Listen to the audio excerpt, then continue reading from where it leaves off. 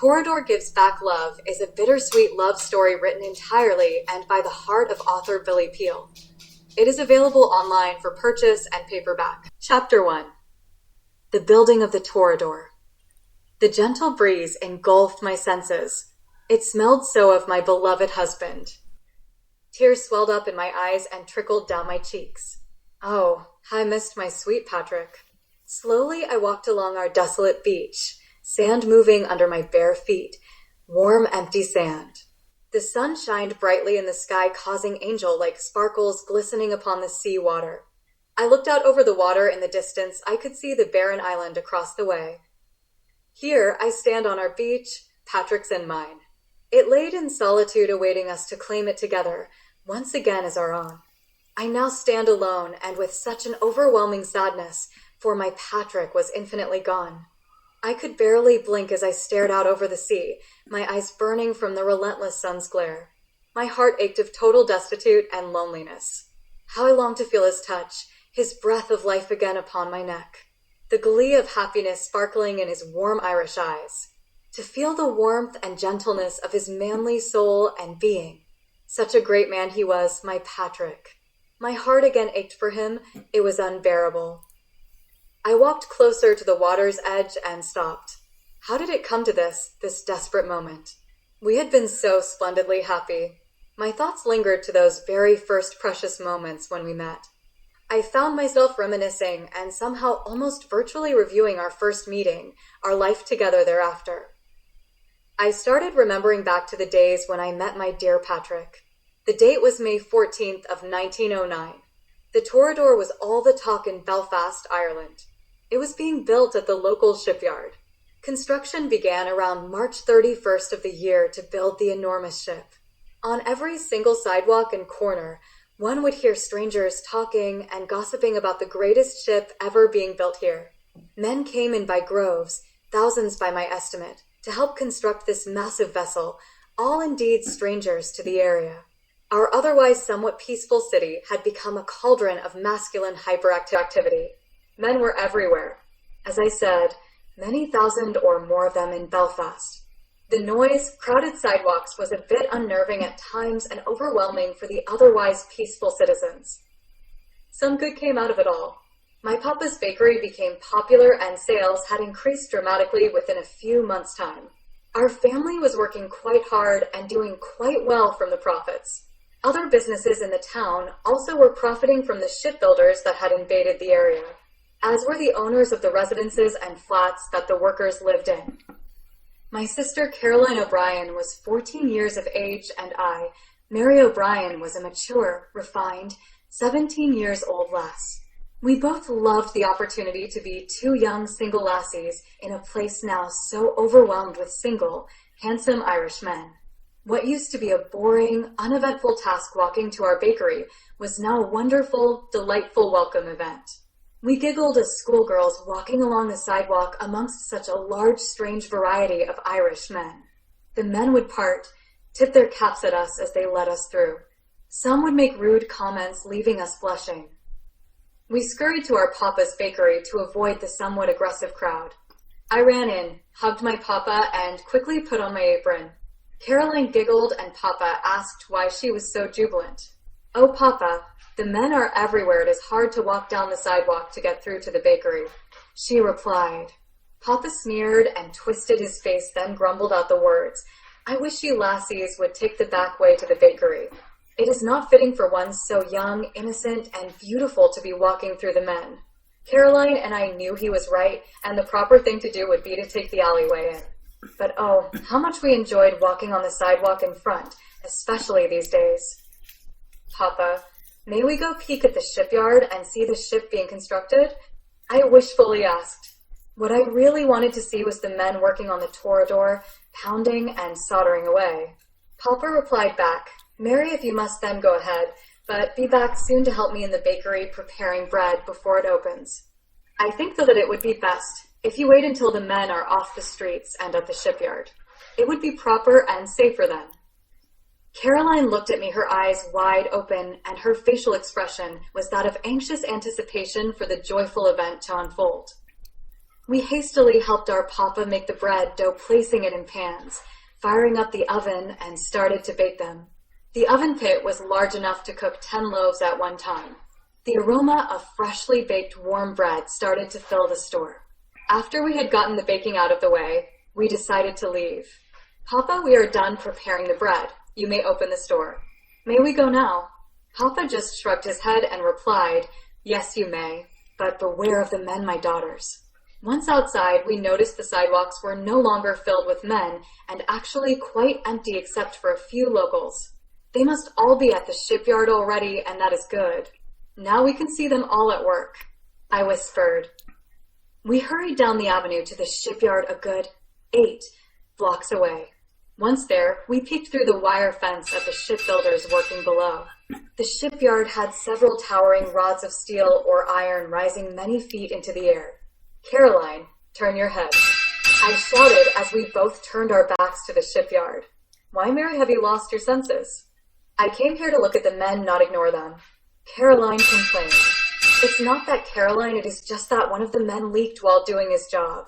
I said, Oh, Mary, how positively dreadful of him, right? In front of us ladies. Just as Caroline was finishing her sentence, a dark shadow came face to face with us. It was the law. Move along, lassies. This is not the place to loiter. You are not allowed to watch them through the bars. Go on home to ye family. Caroline looked frightened to death, and I was a wee bit shaken also. We did not realize it was illegal to stand on a public sidewalk. That was preposterous. Well, Mary, that was certainly rude of him. We were doing nothing illegal. On him. Caroline whined. When we finally arrived back at the bakery, Papa was terribly upset. A man had come in through the rear bakery exit and stolen 5 loaves of freshly baked bread. Papa took chase on him just as he was running away with the goods, but the man was way too fast for my Papa to keep up. Papa, you want us to get someone to find and arrest him? I asked. No. Mary, thank you. There is no need to. He is long gone by now. I just hope those loaves of bread feed his hungry children, if he has any. From now on, though, we will keep that back door locked. Sorry, my daughters, but you will have to come in through the front door. I was relieved to hear that, as I wanted to walk past all those handsome gents every morning. I dreaded coming in the back way where no man, except thieves, would wander. It was about time for the shipyard's first shift workers to return home. I walked outside to the front of our store and leaned against the building. The weary-eyed men walked past me without even a momentary glance in my direction. One such man with curly hair gave me a glance, then kept walking.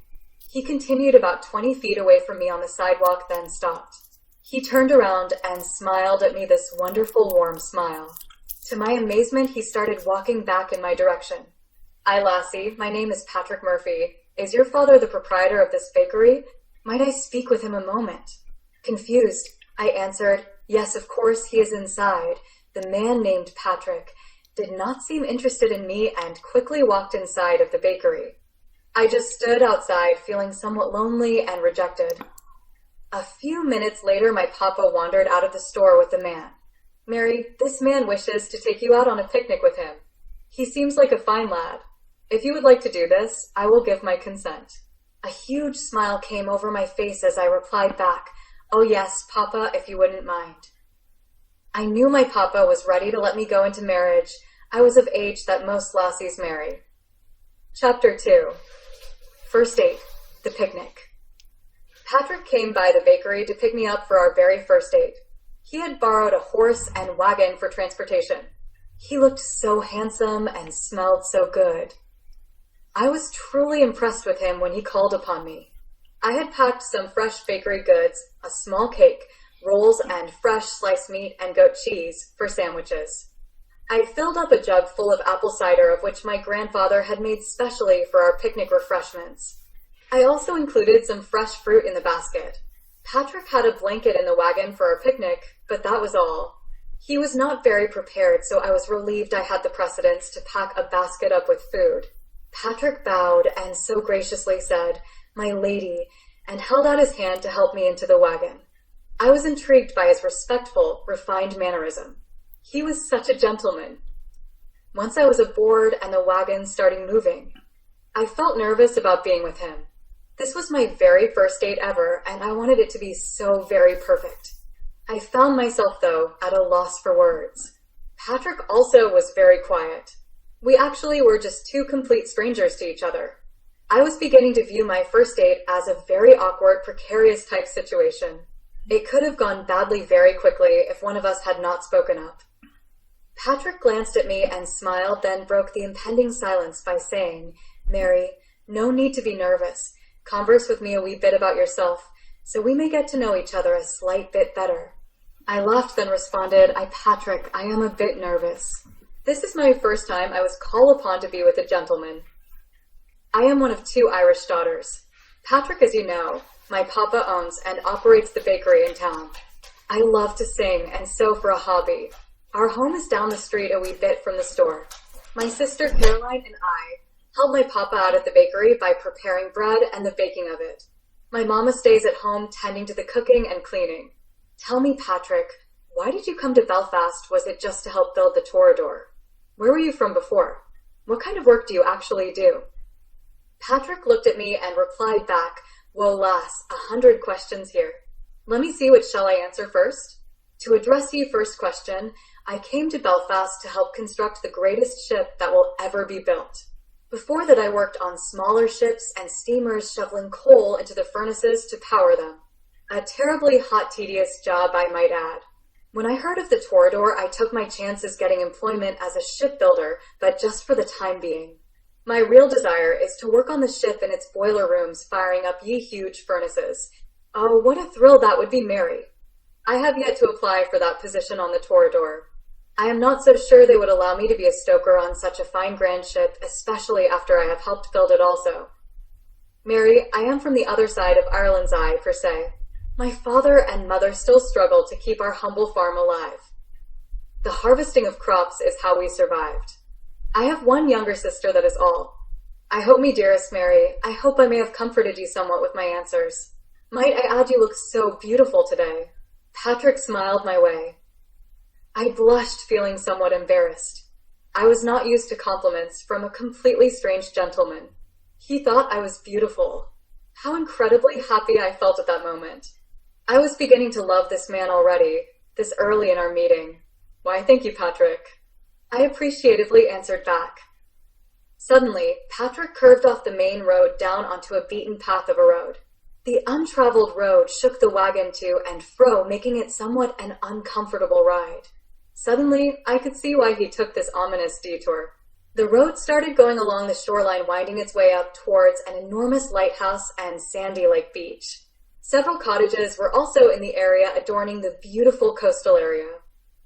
"Oh, Patrick, how beautiful and quaint!" I exclaimed. Patrick again smiled and said, "Yes, Mary, this is what I wanted you to see. This is where we shall picnic." We stopped the wagon and got off.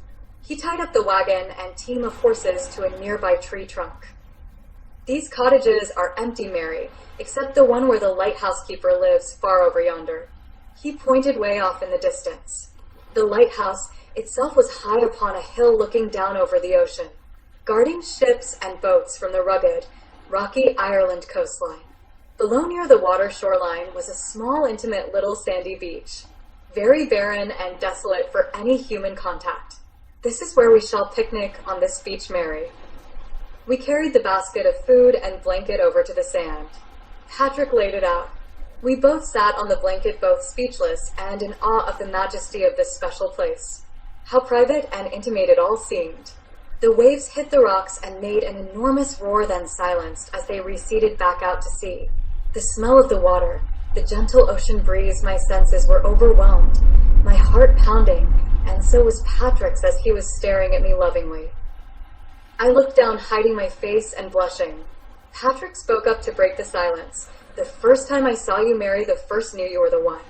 That is why I stopped and came back your way. I hope soon, Mary, you will learn to love me, and we shall marry. This is where I have conceded in living the rest of my life. I wish to purchase a cottage here and take on a wife, Mary. You are the one I wish to marry someday." I was speechless. So fast in our meeting, and he was already talking of love and marriage. Usually, it is the woman who wishes to fall in love and marry. I looked into his warm Irish eyes staring at me. Mr. Patrick, we have just met, and yet you have plans for our future. I faintly know you. Give me time, please. He replied back, Alas, I am a bit rushing it now. If it is time you need, time you will have. Now pass me some of that food in the basket there, will you? This Irish man is famished for some food. We both laughed. My, so it is true what my mama has told me. A man has two things he needs, love and food. Either being of priority, either being a replacement for one another. He smiled, then commented back, Your mother is a very wise woman, my Mary. Oh, how I love to hear him refer to me as his. I wanted so to kiss him, but was afraid he would think me too forward and unladylike. I wondered how long it would be proper before a lady offers a gent his first kiss.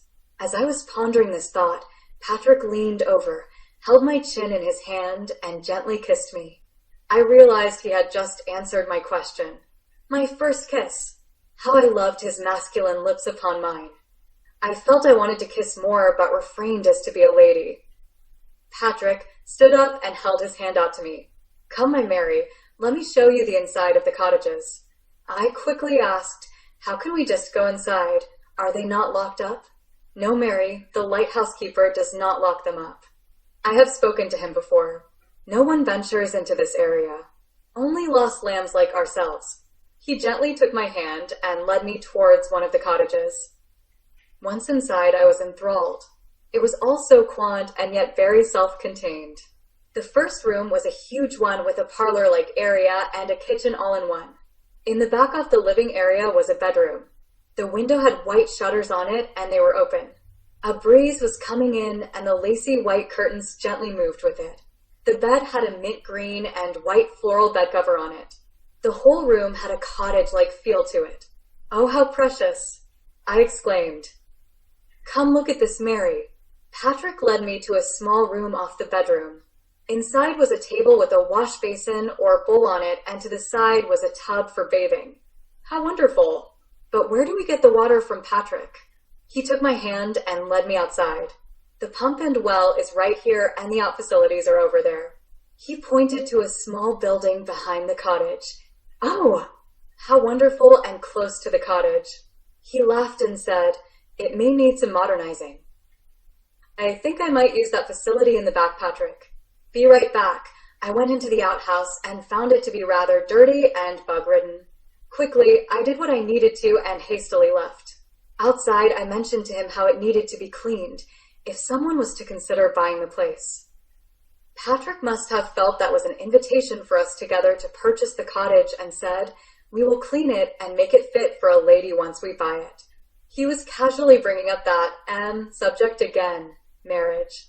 He had a clever way of easing it into the conversation. I laughed again, but this time he looked very serious. I knew, at that moment, this was the man for me. We talked for several hours, drank some cider, then realized it was becoming somewhat dark out. We best leave now. Your papa may worry if I do not get you home before dark. What a lovely evening, Miss Mary, thank you. He brought water over to the horses, then picked up the basket and blanket from the beach. Holding my hand, he helped me into the seat. He then loaded the wagon and we left. When we pulled up in front of my home, I noticed him once again staring at me. May I kiss you, Mary? I nodded my head yes. This time his kiss was longer and more passionate. After the kiss, he walked me to the door. We said our farewells, and he went on his way. My papa and mama were in the sitting room relaxing when I came in. Papa said, Oh, Mary, you are home. Did you have a good time with this gentleman?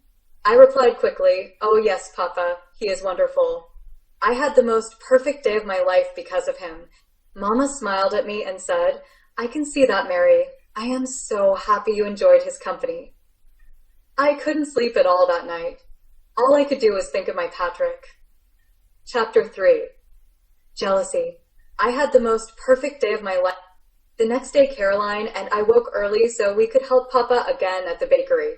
Before we left, I had filled Caroline in on all events pertaining to my date. She was excited and yet somewhat envious I had dated a man. Well, it is my turn. I will find a man today on the sidewalk walking to our store, Caroline announced. I found it to be humorous considering she was still so young. Our papa would have never allowed her to see men yet. I just went along with it as we started walking. She had her nose somewhat in the air, an arrogant nature about her, and a smile that went from ear to ear. The men again tipped their caps and parted so we could pass. "Oh, miss. Oh, miss." I heard someone say behind us. A man came up, took off his cap, and announced himself to me, not Caroline. Her smile dropped, and a stormy glare from her eyes flew in my direction. I knew she was upset. I apologized to the man, but explained we needed to be on our way, of which he so kindly obliged and walked away. No fair, Mary. You have a man, I do not. 2 men in 2 days is too much. I giggled and said, "Sorry, Caroline, it was not my intent to deprive you of male companionship." We both laughed, and then I noticed Patrick was running up to me from the road. "Mary, who was that man you were talking with? Why was he near you?" He was panting as if he was out of breath and agitated. "Patrick, I am so happy to see you again. This is my sister, Caroline." I then gestured in her direction. He nodded and quickly smiled at her. "That man, did he hurt you, Mary?" I was utterly confused. "I do not understand." He just was saying hello and introducing himself to me. He did not touch me. I answered, "From now on I will walk you to work every morning. It is safer that way." Caroline grabbed my arm, pulled me aside. "If he walks us to work every day, the men will not come up to us." She was right. Now I realized, not only was my sister jealous of me, but Patrick was jealous of any man who would come near me. Suddenly, I became the target of everyone else's insecurities. I felt in the deepest reaches of heart, though, that Patrick was the only man for me. He was the only man I wanted. We got along so wonderfully the day previous. "I am so sorry, Caroline, but I should walk with Patrick. Maybe you could walk ahead of us or behind so the men will think you are alone." She looked deep in thought for a moment and said, "I think that will work. The men will notice me more if I am alone." We both joined Patrick again on the sidewalk, and I told him that I would be honored to have him escort me to the bakery in the mornings. "Still, Mary, I do not think you should converse with other men. Are you not mine?" I smiled and replied back, "Why, yes, Mr. Patrick, I am." He smiled and took hold of my arm, escorting me to the bakery. He walked slightly in front of me, almost as if he were guarding me from a collision. It was all so romantic, and I felt so secure. What a gentleman I had been blessed with. He continued to walk me every day for 2 weeks. Chapter 4. The Downpour. At approximately 9 a.m. several days later, Patrick arrived quite unexpectedly at my papa's bakery. Making the grandest of an entry, the main door flew open as he charged into the bakery. 'Tis was like a herd of scared lost sheep had trampled in. Breathing heavy and with a determined look upon his face, he headed towards me. Caroline laughed so hard, she dropped a freshly baked loaf of bread onto the floor. Papa, fortunately for Caroline, was in the back and missed her blundering mishap.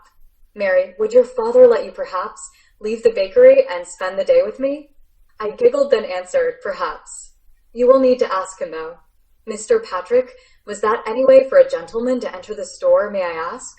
"You see, my papa is in a bit of a snit, though, because he has burned the bread this morning. He had to toss away all the loaves, plus he will be angry at the one good loaf Caroline has dropped." "Why, Patrick, oh why, would you charge into the store so?" We all laugh at his rather indiscreet entry. Rather sheepishly he answered back, "I did not have to work at the shipyard today on the Torradore. I wish not to waste a single moment of this day without you, my Mary." I giggled, looked at Caroline, and she too was still laughing. "Why, Mr. Patrick, if Papa concludes I may leave with you today, does you promise to be a gentleman?"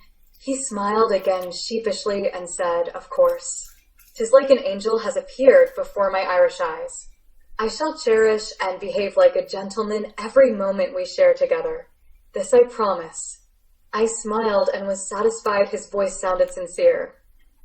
I called for my papa in the back room. Papa, may I leave and spend the day with Patrick? He is here." Papa came out of the back, drying his hands, scowling and looking somewhat grumpy. He glanced at Patrick and said, "Will you treat my Mary as a lady and return her at a decent hour, man?" Patrick, looking calm now and refined, cordially answered back, Yes, sir. With the most proper respect I shall treat her. Papa broke into a small forced smile and spoke. Be on your way then, before I change me mind. Enjoy your day. I kissed my papa upon his cheek, turned in my apron, smiled at Caroline, then Patrick, and I left. So where are we going, Mr. Patrick? I asked. First to your home, Mary, so ye may get your bathing clothes. We are going to our special beach again, this time to swim. I was not sure Papa would let me be in bathing clothes while in the presence of a gentleman. However, he did not say I could not. All he said was, enjoy the day. Once I got home, Mama had already left to go shopping at the market. I hastily put on my bathing clothes and slipped my dress on over it. I did not want any Irish townsfolk to think any ill thoughts about me and this man. When we arrived at the beach, I became to feel shameful at taking my dress off and revealing my bathing clothes in front of him. Please, turn your back, Patrick. I need to remove my outer garment. He chuckled, then said, my lady. Then he turned his back to me. You may look now, Mr. Patrick. I said. My suit covered me like a dress, not much less and very modest. He took my hand, and we walked down to the water together. Both he and I were great swimmers. Papa had taught me at an early young age how to swim. The water was cool and crystal clear blue. It smelled of the Irish Sea. The gulls flew above us as if to join in with all the fun. Waves came crashing and sending us back to the barren shore. Then it would recede outward again, sometimes pulling us with it. We laughed each time we got sent back to the shoreline. Finally, the waves calmed and the whole ocean became still. We were not aware that a severe storm was brewing in the skies over Ireland. We both romantically swam together closely as we could, turning and maneuvering our bodies in harmony together. It was like we were seals, swimming closely and faithfully together. I soon tired and felt a little queerly, so we headed towards shore. It then started to sprinkle little raindrops upon us. First a small amount, then quickly it turned into a portentous downpour. Being so young, adventurous, and newly in love, we enjoy the moment as thoroughly tantalizing and splendid. Something like this would have sent an elder Irish person running to the nearest shelter. We ran together and laughed all the way towards shore. Unfortunately, we both slipped simultaneously together once we were back on the upper shore. Mud had already accumulated and the ground became unsettling and slippery. Patrick and I fell together onto the rain-soaked ground in a most precarious way. He fell upon me, and we both ended up face to face laying in the mud. Our laughing was uncontrollable until that one silent, precious moment arose, and we looked seriously close up into one another's eyes. He gazed lovingly into my eyes, and I into his. He came down and pressed his manly Irish lips upon mine in the most romantic, moving kiss any lady could encounter. It seemed as forever, the closeness of our bodies, the lingering, loving kiss in the mud. All of a sudden, Patrick jumped up and declared, "Oh, dearest Mary, heaven forbid. If it is this muddy here, the dirt road we traveled in may be in even worse shape. If it is not travelable, how shall we ever get out of here?" I remembered the road in as being a bit rough and all dirt. It obviously was man-made from the few travelers that had come in here. Somehow the thought of us stranded together didn't seem so foreboding to me. However, I knew my papa would see it differently. Patrick, now standing above me, again slipped and fell into the mud. The torrential rains sent him sliding in the mud downhill. He slid at least 20 feet before he fell and rested against a boulder. "Ouch!" he yelled, then continued, "I am all right not to fret, my dear." I actually enjoyed that. I stood up and yelled back, "Be ready to catch me, for here I come." I threw myself into the mud and also slid downhill, just as Patrick had. I slid right into his arms. We rolled together in the mud and slipped further down the hill into the water's edge, both uncontrollably laughing the whole way down. "Oh, how heavenly splendid and fun, Mr. Patrick," I exclaimed. Once again at the water's edge, against the wind and rain, we dove back into the sea.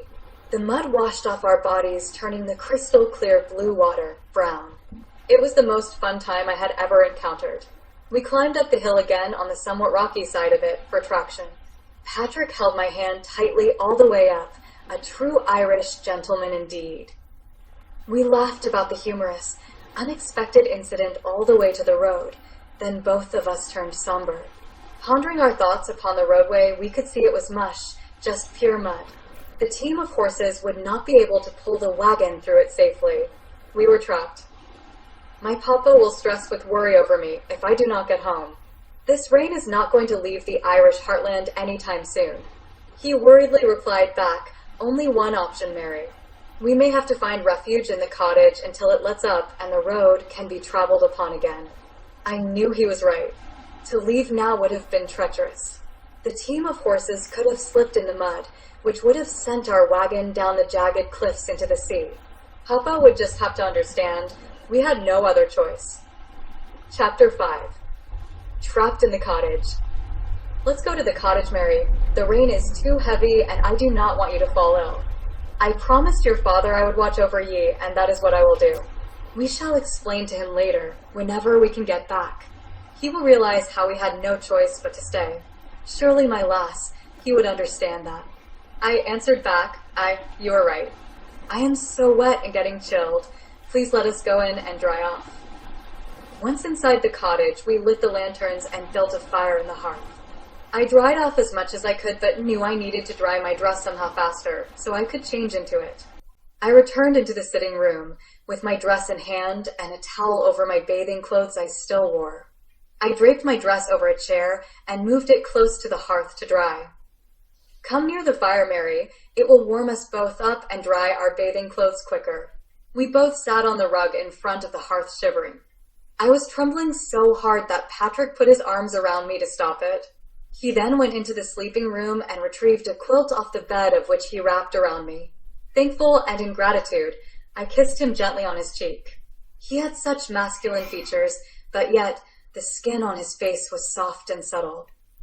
As we sat in front of the firelight glistened off our faces and reflected in our eyes, making it a most romantic moment.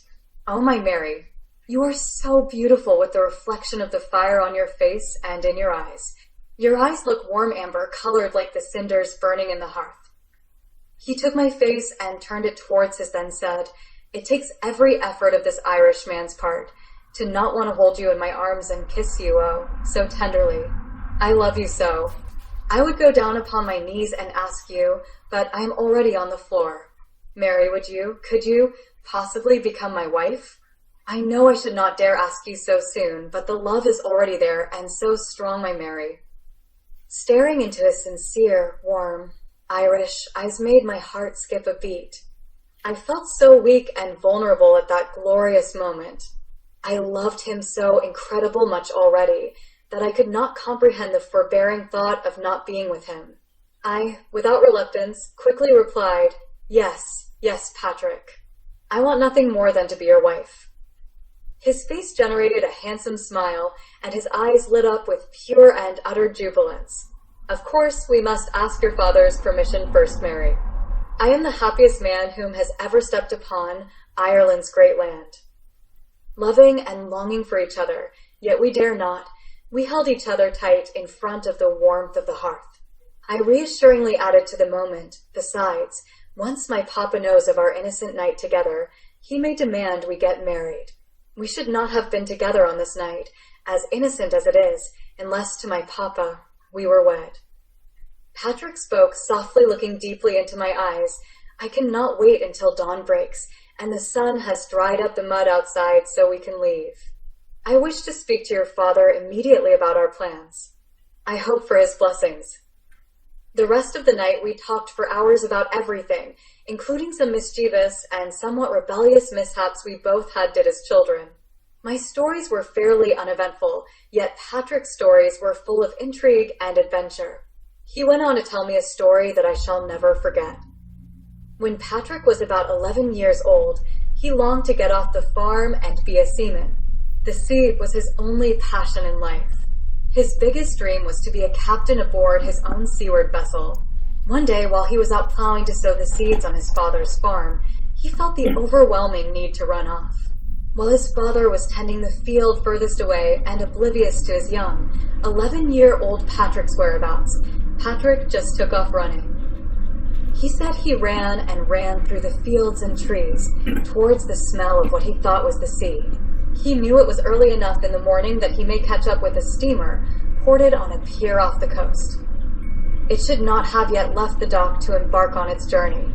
Every day it would venture up and down the coast delivering cargo to ports, then it would return to its home dock at the end of the day. Patrick knew of the barge's daily departures and felt assured that if he ran fast enough, he could reach it before it left. He fell over a log at one point and bloodied both his knees, but got right back up, ignoring the blood, and ran again. Bloodied and tired, he finally reached the port's destination. For a few minutes while on shore, he pondered in awe while looking at the steamer. Then he concocted a sneaky way to get on board. He emptied a crate on shore of its cargo, hid it, then climbed into the empty cargo box and placed the lid on top. For 20 long hot minutes, he sat scrunched up inside. Tired and hot, he was just about to get out when he heard loading men coming closer. They carried a few other cargo boxes on board, then picked up the one he was in. They dropped it on the deck of the steamer, giving Patrick quite a fright. After all the cargo was loaded and the noises of the men had ceased, Patrick felt the steamer barge start moving. His first seaward adventure was all he could think about. In anticipation and eager to see the water, he tried to sneak out of the crate. Slowly he lifted the lid off and peeked outside to see if anyone was around. Then when the coast looked clear, he stood up. Two men started laughing, then one said, "Looky here. I think we may have a stowaway rugrat aboard, mate." One of the men grabbed Patrick by the back of his shirt and dragged him to the captain's lookout. The captain, once seeing his stowaway, said, "Aye, mates, nothing we can do about it now. He is already aboard. Make him work off his fare by clearing and sweeping the deck." One of the crewmen replied, "Aye, captain, right away." "Follow me, lad, and grab that broom on your way out." Topside, Patrick was ordered to sweep the entire deck and clean up any mess. For the rest of the awkward voyage, Patrick swept and gazed out longingly at the sea, his heart yearning to always be on the steamer or a ship. Later in the voyage, he leaned over the front of the vessel looking into the water and started muttering wishfully to himself, "I wish to be a sea captain. I wish to be a sea captain." The captain of the steamer was standing nearby and heard Patrick's solemn pleas. You like to be a seaman, my dear lad? A captain like myself, perhaps?" Patrick was startled when he heard the voice and caught full eye contact with the rugged-looking captain. The captain, however, let out a comforting smile. He responded back, "Aye, sir, I wish for nothing more than to be in control of my own sea-bound vessel someday. I am so sorry I snuck on board. Please forgive me." The captain laughed and then replied back, "Aye, my son, I did the same thing when I was a lad. Why do you think I am a captain right now? As for you, lad, we need an extra hand on board to clean the deck every now and then. Anytime you feel the need, the deck will always need sweeping. Now come below and get a drink. Also, clean up those bloodied knees for. God sake, lad."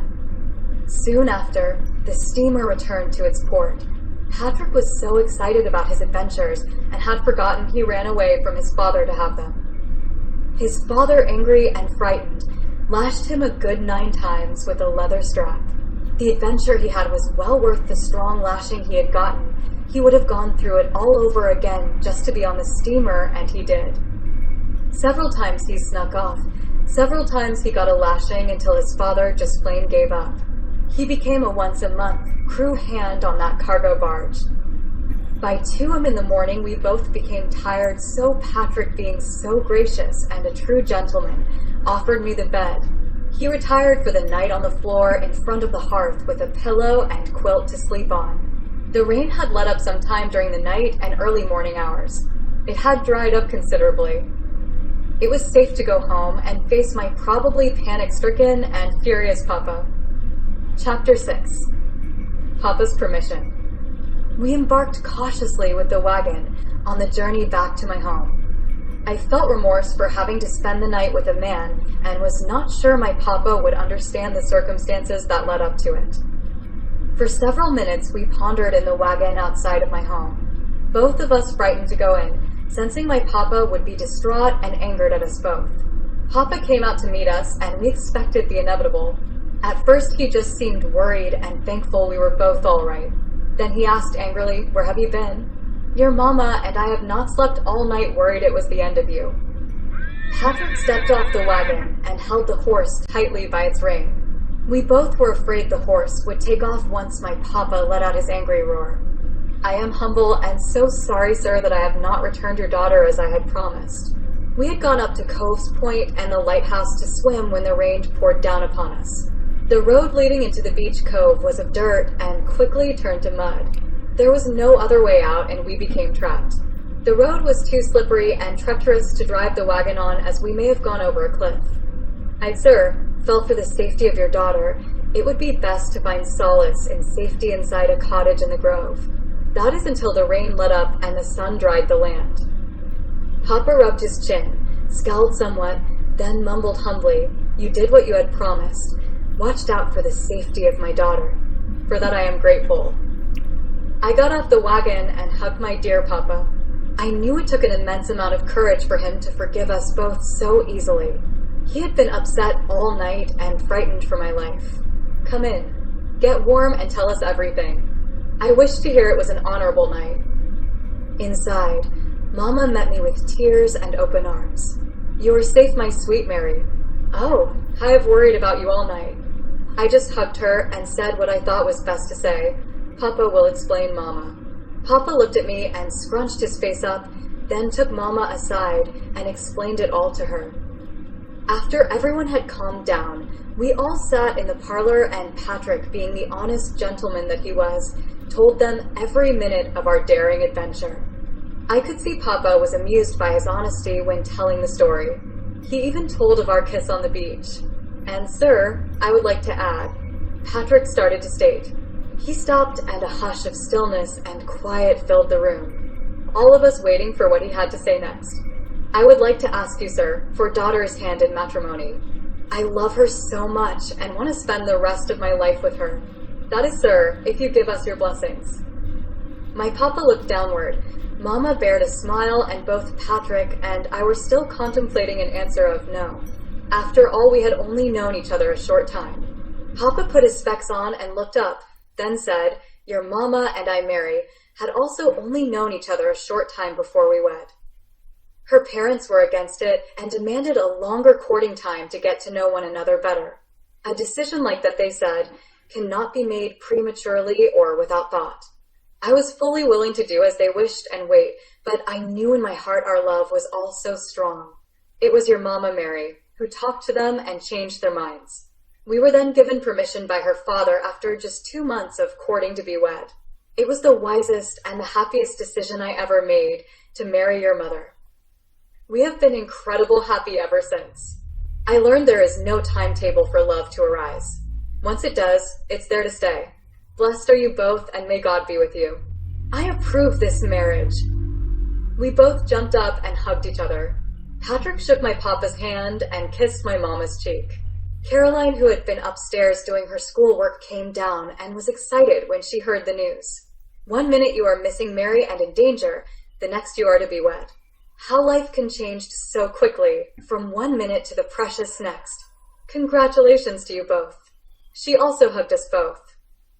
Patrick had to bid me and the family farewell, as he had to be at work in the shipyards by the eve of day. The rest of the night, Mama, Caroline, and myself made wedding plans. Papa just read a book and peered over it with his specs on, now and then, to laugh at us. Chapter 7. Wedding Plans. I was so excited at the thought of becoming Mrs. Mary Murphy. Caroline, Mama, and I had talked over the wedding arrangements so many times, we had it all planned by the end of the month. Mama brought up the fact that we had a beautiful backyard just waiting for this glorious event, and I, with all my heart, fully agreed. Patrick came by to lend his opinion for our wedding plans. He felt we should get married in a church, but then dismissed that idea when he saw how much I wanted an outdoor wedding. He wanted to please me in every way possible. He contacted his parents and told them of the day we would be wed. There was little hope that we would get a positive response back, as they lived so far away.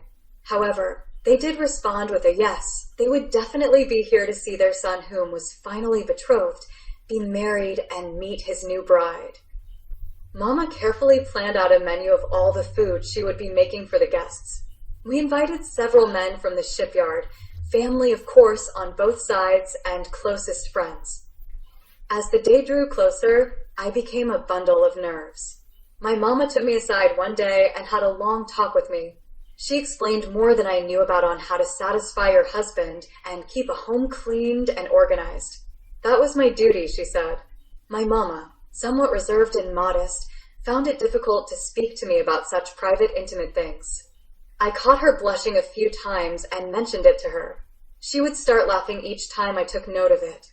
After letting out a huge sigh of relief that she prepared me for the inevitable, she left my room. I, somewhat shocked at what I had just heard, sat to ponder it all for at least an hour. Caroline came in, and I soon forgot all about what I was lingering my thoughts on. Patrick's here, Mary. He has flowers. I ran downstairs to find him standing near the door grinning, bearing a beautiful bouquet of white roses. We snuck a quick kiss so no one could see, and I appreciatively thanked him. They are so beautiful, Patrick. A few more days, Mary, and we shall be man and wife. I am a wee bit nervous, are you not? I giggled and said, me also, you are not alone. I have never been married before. He laughed, then said, well, I am glad you have not been wed before, so remain nervous, my lady. It shows your innocence. It is very becoming, proper, and ladylike, and also comforting to know I am the only one. Would you like to go on a nighttime wagon ride? We have had so little time together because of the planning of our wedding. I nodded yes, then warmly embraced his chest. His chest was so broad and manly, very huggable. The wagon ride that night was so romantic. The faintly lit lanterns lighting the road lent a lavish romanticism into the air, enabling our feelings to become overwhelming. We found ourselves embraced and kissing in a nearby dark field that night. We passionately held each other for hours, never saying a single word. The team of horses began to stir and were creating a scuffling disturbance near the road. Patrick went over to see what had upset them so. Creeping near the wagon was a man who looked like a vagrant. He had been watching us through the dim moonlight as we laid romantically in the field embraced. I suddenly felt dirty and disgusted with myself that our behavior had gotten the attention of such an obnoxious character. Sneering and yelling woot, woot at us, Patrick sent the ignorant man on his way. We had then realized how close we had came to losing our innocence and how it must have looked to this man. Patrick said uncomfortably, let us be on our way. This is not proper until our wedding night. I ran to the wagon and he held my hand to help me up. I just laid me head on his shoulder until we got to my home. A special night like this should be a wedding night. We almost went too far. I felt somewhat embarrassed and shameful. Chapter 8. Wedding Day. Wedding bliss was in the air. The day could not have been more perfect as the sun was out, a warm 78 degrees, and the skies were powder blue. We were going to be married today in my backyard by a local pastor. My family had bought an abundant assortment of lovely smelling flowers and placed them around the yard in large vases and adorning the guest seating area along the sides. My papa built a white gazebo for us to stand in when we exchanged our wedding vows. Papa also set up chairs for our families and a path made of fine silk linen down the middle leading to the gazebo. Mama spent all last night and this morning cooking up a feast to feed our wedding guests. Caroline was to be my matron of honor. Clemens, a dear friend and co-worker at the docks, was chosen to be best man by my Patrick. Everyone was scurrying around the house and yard preparing for this festive occasion. Caroline and I were in our rooms preparing ourselves to be as beautiful as possible for my special day. Mama had given me her wedding dress, one she had stored so carefully in a trunk at the foot of her bed. I was given the choice to either purchase a new wedding gown or to wear my mama's. I chose her gown. It was beautiful, with little white beads sewn across the top and delicate white lace along the bottom. The veil had a crown also with little fine white beads and lace off the back. I also borrowed my mama's beautiful pearl necklace to wear, made up of dainty little white pearls. I looked so beautiful. My hair had been pulled up and curled, and the crown fit perfectly over it. On my face, I had powdered it lightly and barely blushed it, lending just the right subtle glow to my cheeks. I picked a very light shade of pink lipstick for my lips. I wanted it all to be simple and modest, a symbol of purity. I had not seen Patrick this morning as he was at his home with his friend getting prepared himself. Besides, it was not proper to see him before the wedding. Caroline was dressed in a beautiful lacy pink long dress.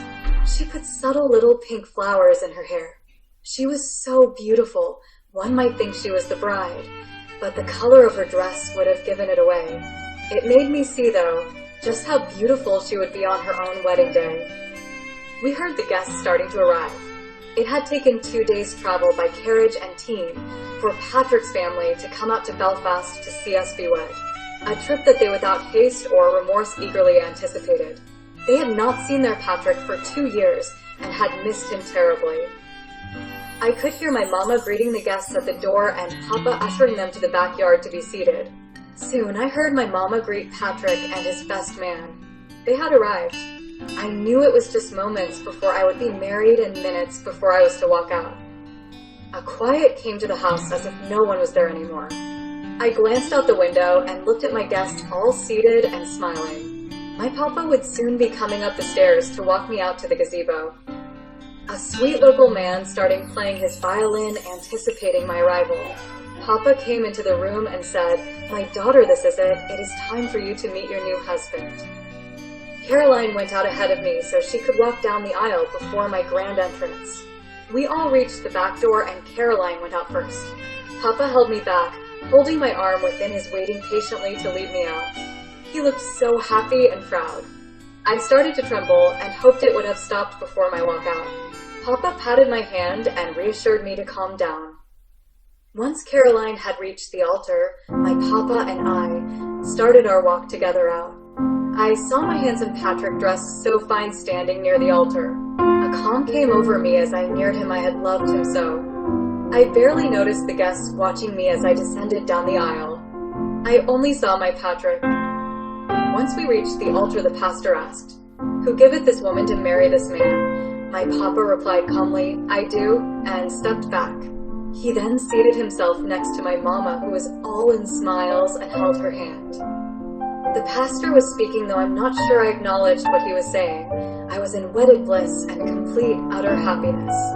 I remember Patrick taking my hand and looking into my eyes, reciting those very sacred, special words we all long to hear. I remember saying my vows to Patrick as the preacher spoke them to me, but felt unsure if I had said them correctly. After Patrick had finished, the pastor joined our hands together and asked for the ring. The best man gave Patrick the beautiful diamond and gold ring that was to be placed on my finger. Patrick and I stared into each other's eyes as the pastor recited for Patrick, "Repeat after me." "With this ring, I thee wed," Patrick whispered, his voice somewhat shaky from emotion, his eyes with slight tears. "With this ring, I thee wed." He then slid the ring onto my finger.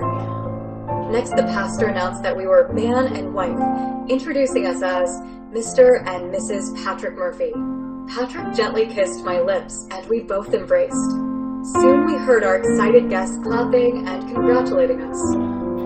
Patrick and I hastily ran down the aisle together, holding each other's hand. My mama and papa had set up tables in the yard for the guests. She had a long table, also set up with ample food enough to have fed all the workers on the Titanic, or so it seemed. Our 2-tiered lemon yellow iced wedding cake was on a separate table to the side of the food. Everyone came up to us and hugged us both. Uncle Joe squeezed my husband's hand and said, "Now the fun begins, my man. Be good to her." My mama came over crying and held me, then softly spoke those special words, "You are so radiantly beautiful, daughter." We both cried and held each other. Caroline walked around with a tray of refreshments, lemonade for the ladies and children, and alcohol drinks for the gents. Surprisingly, Patrick did not take the men's drinks and grabbed a lemonade. Patrick's parents and sister came over to us both and embraced us each. His mama looked me in the eyes, then said, "You are my daughter now also." Patrick could not have chosen a more beautiful bride. "Welcome, my dear, to the family." I graciously smiled, and again we hugged. Next, his papa came over and said, "Watch out for him, lassie. He can be defiant and stubborn as a mule." I knew his papa had trouble with Patrick's defiant nature when he was a young lad. I heard of the lashing and of Patrick's rebelling, somewhat independent nature. I said back to his papa, "I certainly will, sir." After all congratulations had been exchanged by guests, we all took a plate and started filling them up with food. Patrick and I had a separate table for us near the cake, in front of the guests. Soon some fiddlers joined the one lone violin player and began playing some upbeat, fast songs fit for the occasion. After our meal, we started dancing, as did all the guests, and it seemed each male guest took a turn dancing with me. I barely got to dance with my new husband. I was the most popular lady there. Caroline had her share of dances, also as many single male guests from the docks were enthralled by her beauty. Hours passed, and it was time to cut our cake.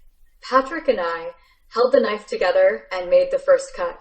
The cake was heavenly, so fresh and moist, the sugar frosting light and melted in your mouth. My papa had made the cake in his bakery for us. It could not have been more perfect. The night started bearing down on the festivities, and we knew it was time to depart. The guests had teamed up some horses out front with a carriage to take us on our way home to our cottage. I ran over and hugged both my papa and mama one last time, thanking each for all they had done to make our wedding special. As we walked happily and hastily out to the carriage, the guests tossed rice at us. It stung a little, but was all so much fun. I was covered in rice, as was Patrick. I rested my head on my Patrick's shoulder as we trotted off together homeward bound. Both of us seemed too exhausted to speak and just enjoyed the solitude of our time together. Chapter 9. The Honeymoon. The full moon sent subtle beams of light peeking in through the trees once we got home to our cottage. Patrick held my hand in his and said, "You are now my wife, my darling Mary. This is our home, the cottage, and I wish to carry you over the threshold if he does not mind." Before I could reply back with a response, he swooped me up off the ground into his strong arms and carried me through the open cottage doorway. Once inside, he gently kissed my lips, then let me down. We lit candles and a lantern to illuminate the room. Patrick had restrained from drinking too much ale at our wedding celebration. He did not want to ruin our special unification night by being awkward and drunk. His senses were with him, none dulled for this special occasion. "I know, Mary, you may be a wee bit frightened, my dear, so I will promise to be a gentle man and take it slow with you. I will be patient until you are ready, my love." I replied back, "I do need to freshen up and bathe, Patrick, and yes, I am fearful. I am your wife now. I love you ever so much. It will be fine. Do not fret, as I shall not." Patrick smiled, grabbed a water pail, and went outside to get well water for me. He filled the tub in the private wash-up room for me, bucket by bucket. I removed my wedding gown and gently lowered myself into the warm tub. Oh, the well water seemed so warm and relaxing, which inevitably helped calm me down from my nervousness. I must have soaked for a long while, perhaps subconsciously stalling that single most intimate moment.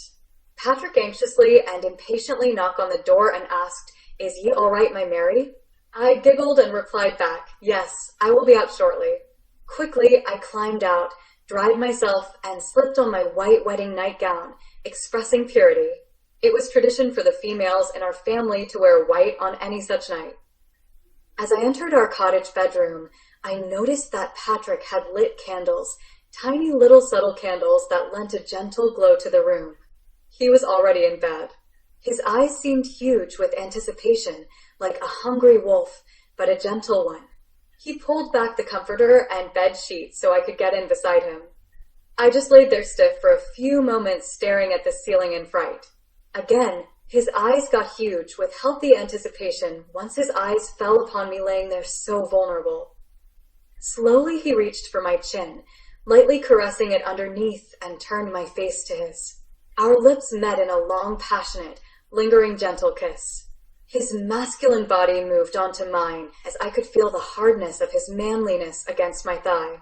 I ran my fingers through his golden curly locks of hair, slowly lowering my hands down to his back in a loving and willing embrace. I started trembling all over as his hand moved down my side, searching for my undergarment to remove it. I knew at that precious, intimate moment that I just wanted to be one with my Patrick.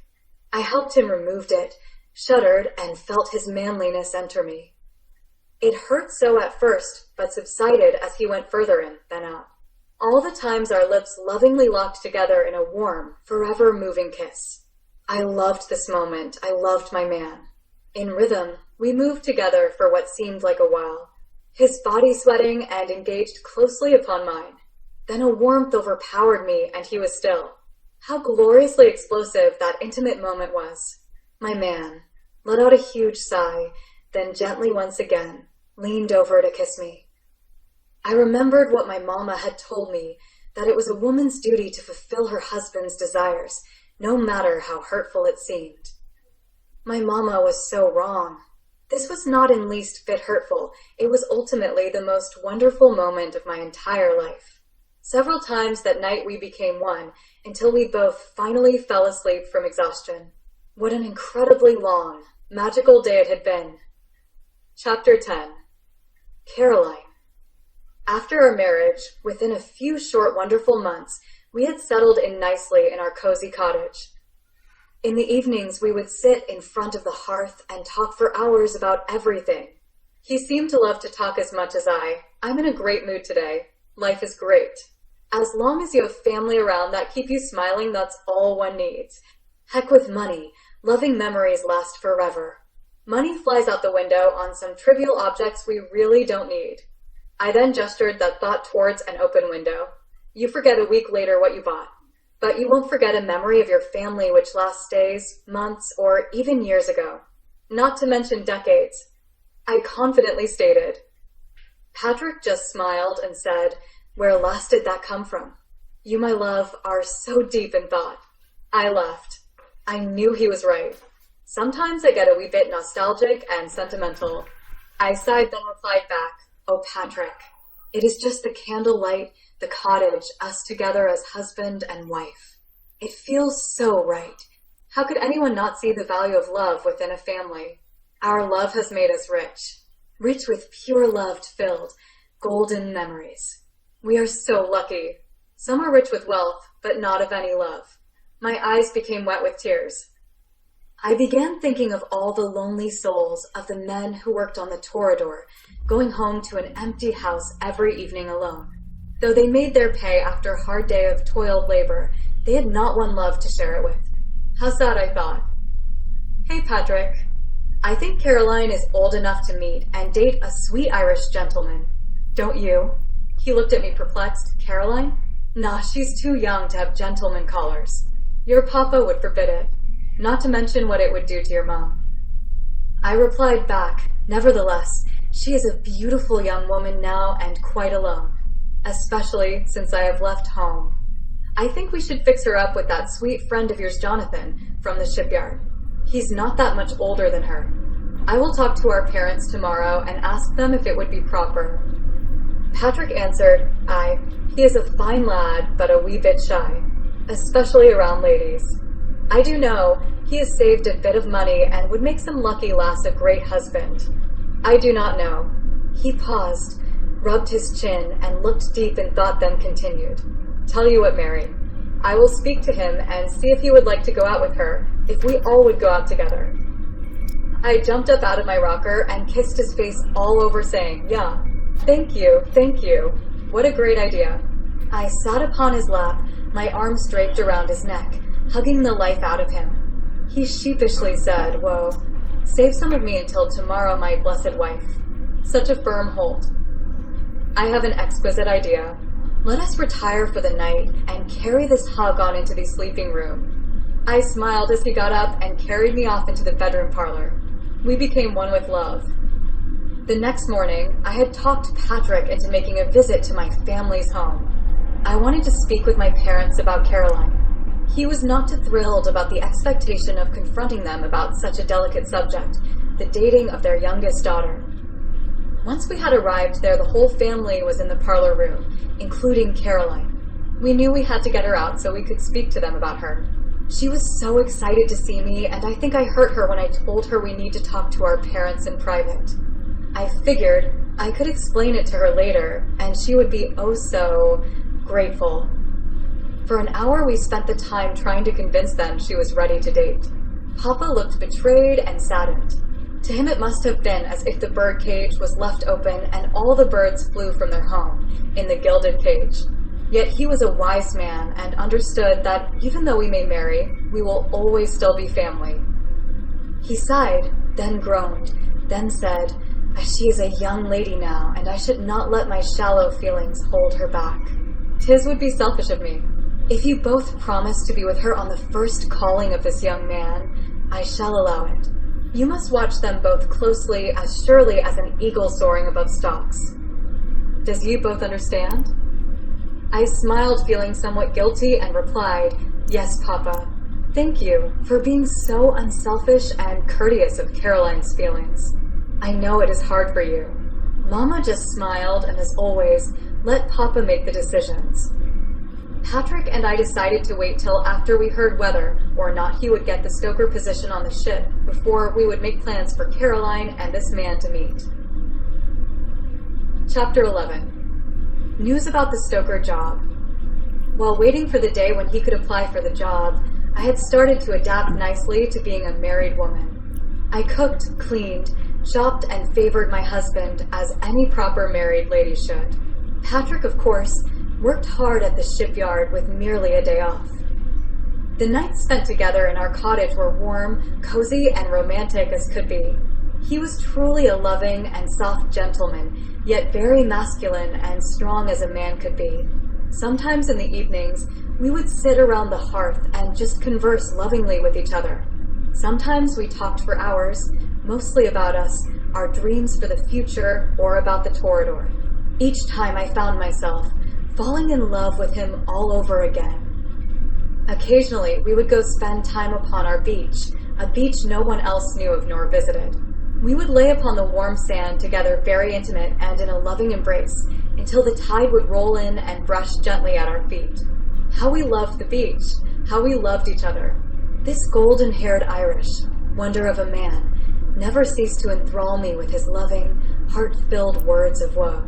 My heart sank every time he spoke. Within a short time, though, I knew Patrick would have to go to England and apply for one of the fireman/stoker's jobs. He anxiously anticipated the moment, counting down every precious minute of each day until he could apply for the position. This was his special dream, to be a stoker, a crewman on a huge ship, one ultimately the size of the Torradore. I knew such a position would take him away from me each and every time it left port. Sacrifice, tears, and loneliness for him would follow each impending departure. We were a bit hesitant he may not get the position on the ship as he had worked at the shipyard. However, we felt optimistic as he did not work building the ship itself, just clearing and organizing material for shipbuilding at the shipyard. The day came that Patrick left to go to England and apply for the job. Our fingers were crossed, our hearts felt self-assured he would get it as he had so much maritime experience aboard barges and steamers. He promised to telegram me the news if he got it, once he heard of their decision.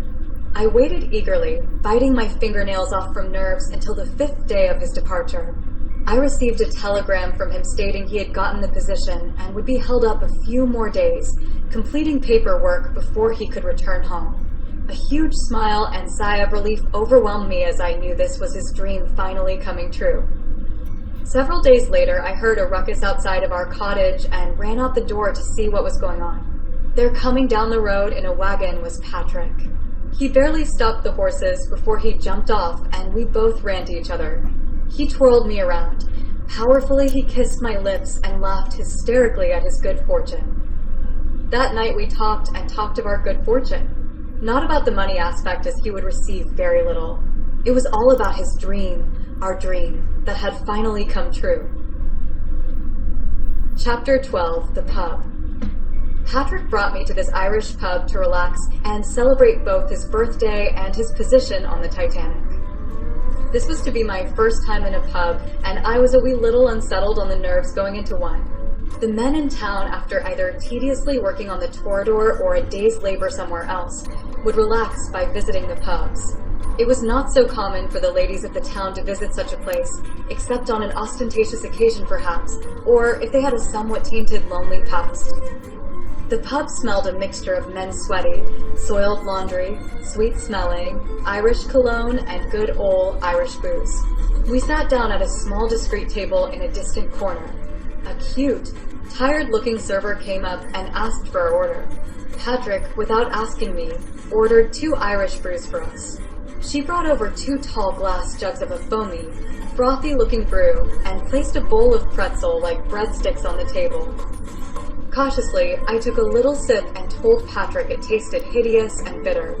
He just chuckled and said, "It is a taste to be acquired, my dear Mary. It will taste better after you have a few more sips. I promise you that." I was obliged to do what he had said and sipped a few more times. In the corner of the pub were a trio of bagpipe players and a musician playing a hand drum. The music was upbeat and stimulating. As I sipped more, I found myself genuinely enjoying the pub atmosphere and the lively music. My limbs started to move to the sound of the bagpipes. "Mary, would you want to dance?" Patrick asked. "I surely would, Mr. Patrick, if you do not mind on your birthday." I responded back. He took my hand and led me to the floor. I had practiced dancing the Irish jig with my sister before, but never in such a lively public place. I do not know if it was the brew, the music, or the excitement of the occasion that made me start dancing. We huffed and puffed our way around the floor, dancing to the bagpipes in a way that would weary even the strongest of souls. I, not being a drinker, felt tipsy already after just a few sips. It actually made me feel somewhat joyful and carefree. We started to spin around and around until it seemed as if the world was spinning not us. A little dizzy after a few dances and more brew, I asked Patrick if we could sit for just a few moments. Patrick took my brew from my lips as I was drinking it and said, "Hey Mary, not so fast. The hour is young. We do not want you feeling in disarray so early in the eve, my darling." "Patrick, I will miss you when you leave. I do not know how I shall survive without you at the cottage," I said sadly. "Now, Mary, aren't you being silly now?" "I shall be fine and return to you and our cottage within a fleet of light," he supportively replied. Patrick had a way with words, everything sounding so intensely romantic when he said them. A man at a table few rows over was becoming boisterous, and Patrick looked upset that I was a witness to it. The man saw that Patrick was looking at him and came over shoving at Patrick's shoulder. Then he loudly asked, "You got a problem? Why are you staring at me?" Patrick replied, "Do not touch me, sir. You are obviously agitated about something that you have imagined while in your drunken stupor. I have not thought any ill thoughts about you at all." The man wickedly laughed, drooling foaming beer upon the table in front of me, almost onto me. Patrick, seeing this, stood up and pushed the man away from the Torradore, throwing him back a little. "This is my wife you are spitting on. Now back off." The agitated man flew backwards as Patrick shoved him. He then gained his momentum and punched my poor Patrick in the mouth, sending him flying back against a pub wall and then onto the floor. The man just laughed and walked off. I ran over to console my beloved husband, only to find his lip bleeding heavy from the punch. I could tell he was a wee bit stunned and completely unaware that he was bleeding. His lip had a split in it. I quickly grabbed the table napkin and an ice chip was handed to me from the patron. Holding both onto his lip, he started to be coherent again. All Patrick could say was, "Well, that man had a heck of a punch, did he not? Now, my Mary?" Everyone in the pub, including myself, started laughing at his non-concerned and humorous response to the very negative confrontation he had just encountered. The pub owner, along with myself, helped Patrick up. The bleeding was subsiding, but his lip, however, was getting fat. Patrick grabbed his brew off the table and gulped it down, then said, "Now all I need is some Irish whiskey, my dear lad." "Oh no, Patrick," I replied. "I think he has had enough for one night. I think we must leave now." I agree, let's go home, Mary, to the cottage and sleep it off, or shall we sleep?" He tried to pass a sneaky, seductive grin off to me, but his lip inadvertently prevented it. He threw some coins upon the table and we left. Chapter 13. Caroline's Date. I heard about a celebration in Belfast and thought it would be exactly the right time to have Caroline and Jonathan McCaffrey to meet. The celebration would have great food, games, and exhilarating Irish music for dancing. Patrick was jubilant about the festival as some of his fellow shipbuilders would probably be there. Jonathan seemed eager to meet Caroline, yet somewhat reserved and shy in nature at the thought, but yet very willing to oblige. Caroline was so elated at the thought of her first date.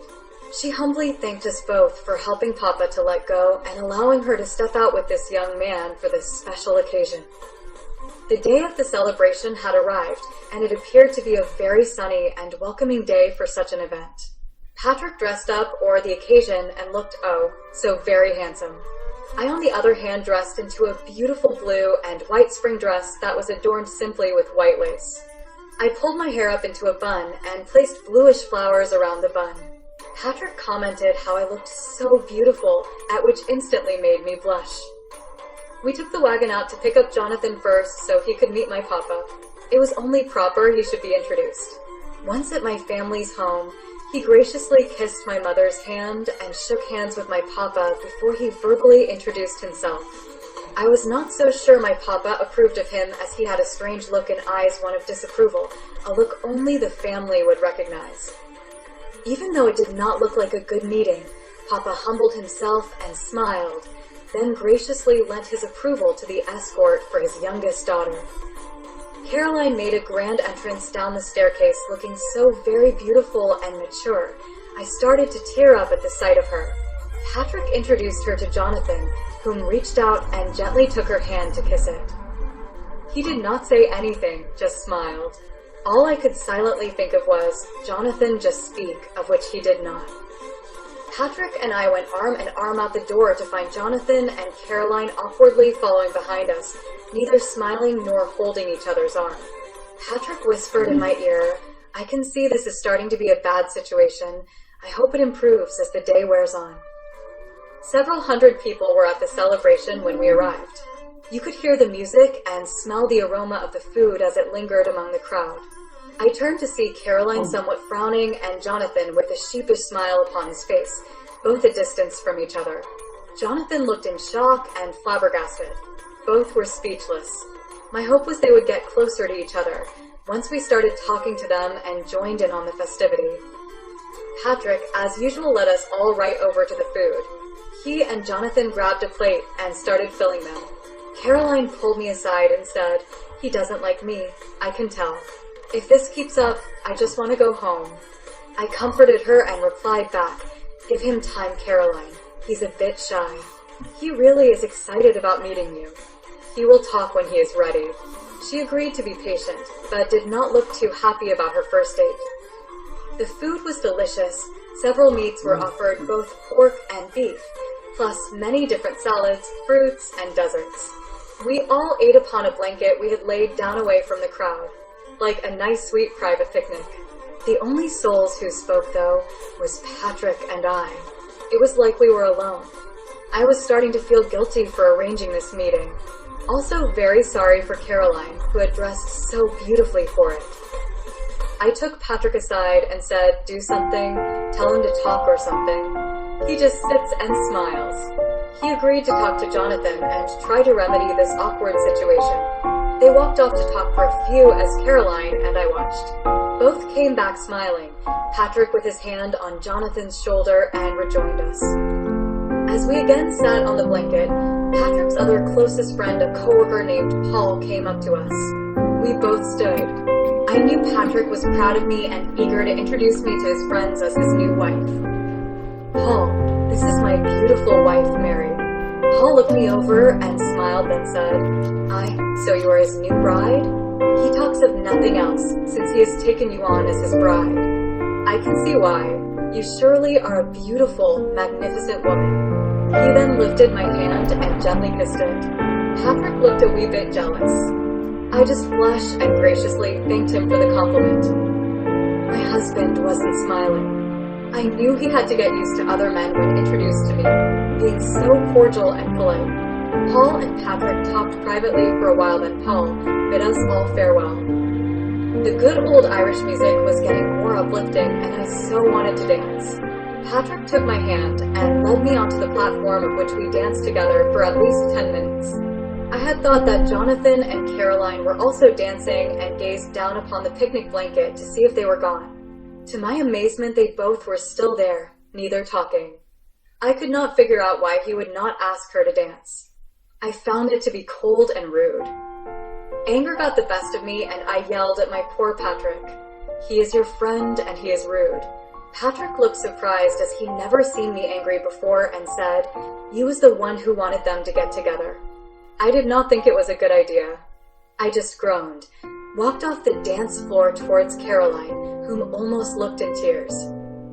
I grabbed her hand, and we both started walking back to the family's home. I turned around to see Patrick punching Jonathan in the nose and storming off our way.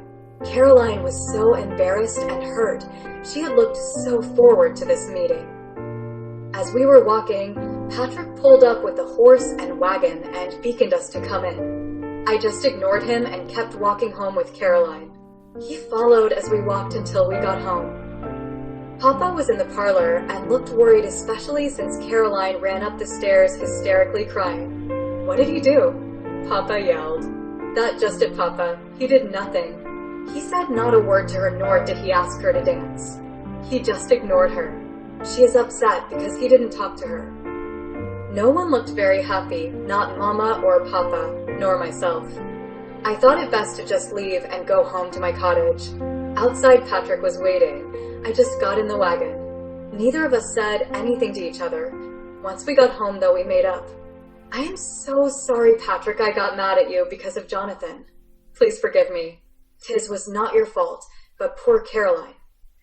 He just smiled and said, "Well, Jonathan has probably got a bloodied nose right now." I plowed him good. We both started laughing as we retreated arm in arm to the bedroom. The day was not a total waste. We had our first fight and made up. Oh, how I loved the making up part. Chapter 14. Good friends. Patrick introduced me to his friend Ryan McCree and his beautiful wife Sarah. Ryan also had a job on the Torradore as a stoker and would be working side by side with Patrick. It just seemed so fitting. We would become close friends as we had so much in common. Ryan was also a handsome lad and as eager to be on the Torradore as my husband was. We all sat in our parlor room in the cottage and started talking about everything. Sarah and I slipped into the eating area to prepare some food and refreshments for us all. Sarah let out a big sigh and gazed into my eyes, then asked, "Is ye as unhappy about our men working on the Torradore as I am?" I could see slight tearing in her Irish green eyes as she spoke. I am scared like you, Sarah. I cannot figure out why I feel so forlorn about the Torradore and Patrick working on it. Perhaps it is just being separated from him for a while that I find distasteful. I will miss him terribly each time he leaves me. It is almost as if I feel the Torradore is competition, another lady. Silly, is it not? Sarah giggled and said, "I know how you feel, Mary. I feel exactly the same. 'Tis glad to know I am not alone with these thoughts." The men were happy as can be, conversing and laughing in front of the hearth, completely unaware Sarah and I were not as ecstatic as they were about their fireman jobs. "Sarah, it is not that I wish to steer my dear Patrick away from his lifelong dream, nor do I want to put doubt into his heart of fulfilling his earthly wish. I must keep silent and not let myself be carried selfishly away because of my insecurities and hurt him. I must, as you should, Sarah, remain silent. He shall never know the woe I feel over this decision he has made to be a stoker." We both grabbed a plate of appetizers we prepared. Then Sarah agreed. Our hearts must hide the pain we feel. I shall not say a negative word about this to Ryan. We both rejoined the men in front of the hearth with the food. Ryan and Patrick grabbed the food off the plate and threw it in their mouths without even looking at it. They were both so enthralled in conversation about their jobs and the Torradore, they barely noticed we even entered the room. Sarah and I patiently listened as the men made plans and talked of their good fortune, neither saying not one word. Soon the conversation changed to the men's childhood and both having the same dreams of being a sea captain. Ryan told a story that made me chuckle. It was so funny. When I was just a wee lad, I went to the seaport near our town and really agitated the men who worked there.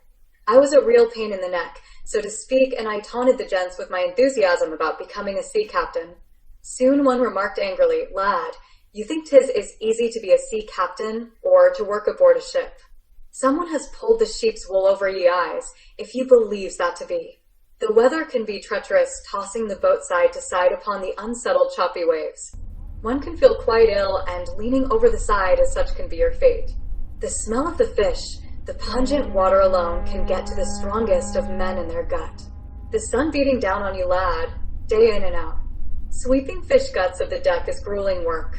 Carrying heavy crates on and off is exhausting, or adjusting the barges or boat's equipment. After years of working on board, one does not even notice the beautiful blue sea anymore and loses sight of the majesty of it. Lad, get another job, one more tranquil and rewarding." Ryan went on to tell us how he begged the captain to go on board, till the captain could not bear to hear any more wailings and gave in. He said, one day as he was pushing the broom on deck of a barge, he saw another barge pass. It too had a lad on its deck sweeping away. Patrick and Ryan both realized they had, by some strange twist of fate, seen each other on the barges that passed. By another more eerie twist of fate, they now were reunited after all these years and both going to work on the Torradore, same exact jobs, side by side. How odd, I thought, we all thought. Our laughter soon turned to serious. We talked until the night wore into the wee early morning, before Sarah and Ryan realized it would be the courteous time to leave. We had all enjoyed our mutual friendship and lively conversation, so there was no regret for the hour they had left. Sarah and I had become closest friends since that night and visited each other almost every day. I truly valued our time together as we both had someone to open up to when we felt saddened about our husband's impending departure on the ship. Eventually, Ryan and Sarah had to move away from us as she had family on the other side of Ireland. I was so afraid we may never see them again, or so I would not, but knew Patrick would work beside him in the boiler room of the Torradore. The parting of friends was indeed bittersweet and hard, but I understood why they had made that decision to leave. It was unavoidable. Family must always come first. Chapter 15. Snuck aboard Torradore. The Torradore was near completion and would soon be moved to the Belfast harbour to have its final changes added before the maiden voyage. Patrick had been in the ship repeatedly and told me in awe about how huge it was and the pure elegance of it. I could only visualize it in my mind, but young to experience it myself. He concocted a plan on how to sneak me aboard to see its interior. "This will be an experience, my dear Mary, you would not want to miss. Nor will you ever forget," he said. Early on the day of rest during the week, the ship stood in solitude. Men were not asked to work on Sundays. The only ones near the ship would be the shipyard security guards, one of which was a great friend of Patrick. He talked with his friend and convinced him to let me inside to see the interior of the Torradore. The only stipulation was I would have to dress as a man and be escorted through the interior by my Patrick. The thought of dressing up in male attire almost changed my mind about the whole sneaky idea. I was too anxious, though, and just needed to get inside and see if what Patrick had said about it in the past was true. I heeded and abided to the security man's terms. I knew he would get in enormous trouble if anyone found out he let a woman aboard. Safety reasons. Patrick took out some overalls and a shirt that was excessively small for him. Both had sat in the closet for months untouched. The ensemble fit surprisingly quite well considering they were male attire. I pulled my hair up, twisted it, and pinned it upon the top of my head. Then Patrick pushed the rest of my hair up into a cap of his. He laughed and said, "Mary, you look fairly like a man right now, but one more thing is needed, my dear." He clipped a huge piece of his hair off and affixed it to my upper lip as a mustache. We both stood in front of a mirror and started laughing at my manly reflection. The transformation was indeed a good one. I was actually quite handsome as a man. Clothes were a little long but adequate and unnoticeable. Patrick gathered several lanterns, as although the inside was fairly lit for the workers, it would still be somewhat dark in certain areas. The porthole windows on the ship added little light. I was especially interested and eager to see the boiler room, where my darling Patrick would work. Once we had arrived at the shipyard, his friend the security guard greeted us and let us pass on in. He did say to us before we embarked into the ship, "I see only 2 men. If anyone else confronts you, I wish for you to tell them that I knew nothing about it. I want no blame. Be careful, 'tis as dark in there." I felt anxiety and somewhat guilty for posing as a man. Once inside, however, the ill, regretful notions left me. The inside was enormous and eerily quiet, so still like a tomb. Though its interior was of vast splendor, it somewhat overwhelmed me with odd emotions. I felt both elated at its size and elegance, yet fearful of its stillness in the dormant state for which it sat. It took me a moment to adjust to the animosity I felt due to the incredible, somewhat threatening size of the vessel. "Are you all right, Mary? Overwhelmed a bit, my darling." I replied back solemnly, "Yes, it is so quiet and echoes as we speak. As we walk, you can hear it echoing throughout the depths of the ship. I cannot imagine a shipload of passengers walking in here and the sounds it would make thereon." We both laughed at the thought. He then led me on deeper into the ship. Inside was a massive, domed ceiling room with an enormous staircase. The staircase led down onto another floor, which led to a marble-floored gathering area for future passengers. Several other rooms adorned it. Some exquisite glass doors served as entryways to these rooms. The handles seemed of gold, but were not. Perhaps brass, I thought. I was afraid to touch them as they sparkled so clean as though no one had dared to use them yet. We entered one of the rooms, the largest one, that hid behind those massive, beautiful doors that I was intrigued by. Patrick disclosed, "This will be the dining area for first-class passengers once it is finished. They still need to add the tables. As you can see, it is just a big empty room now." I started twirling around the room and danced throughout the ample space, then realized I must have looked somewhat funny to my husband dancing as a woman, but in the appearance of a man. "Oh, Patrick, it is like one huge, inviting ballroom. How ultimately elegant." He just smiled, chuckled a little because of my appearance, then took my hand and said, "Come, my lady, to the deck. You have to see how long it is." Once we reached the deck, I could see by looking in both directions how extremely long it was. There were a host of doors adorning the length of the deck. Each that I entered and checked out were completely empty and unfurnished. Patrick smiled and said, "Some will be used, I suppose, as coffee rooms, workout rooms, etc. Not quite sure what each is for. We go by the plans submitted to us to build the ship, but not much information is given on what we are building inside." I took notice and pointed at these large beams all lined up and spaced conservatively apart on the deck and asked, "What do you suppose those are for?" He knew the answer to that and replied back, "That is where the lifeboats that will align the deck will be. I guess there's some kind of pulley system in the event of an emergency that would lower the boats into the water."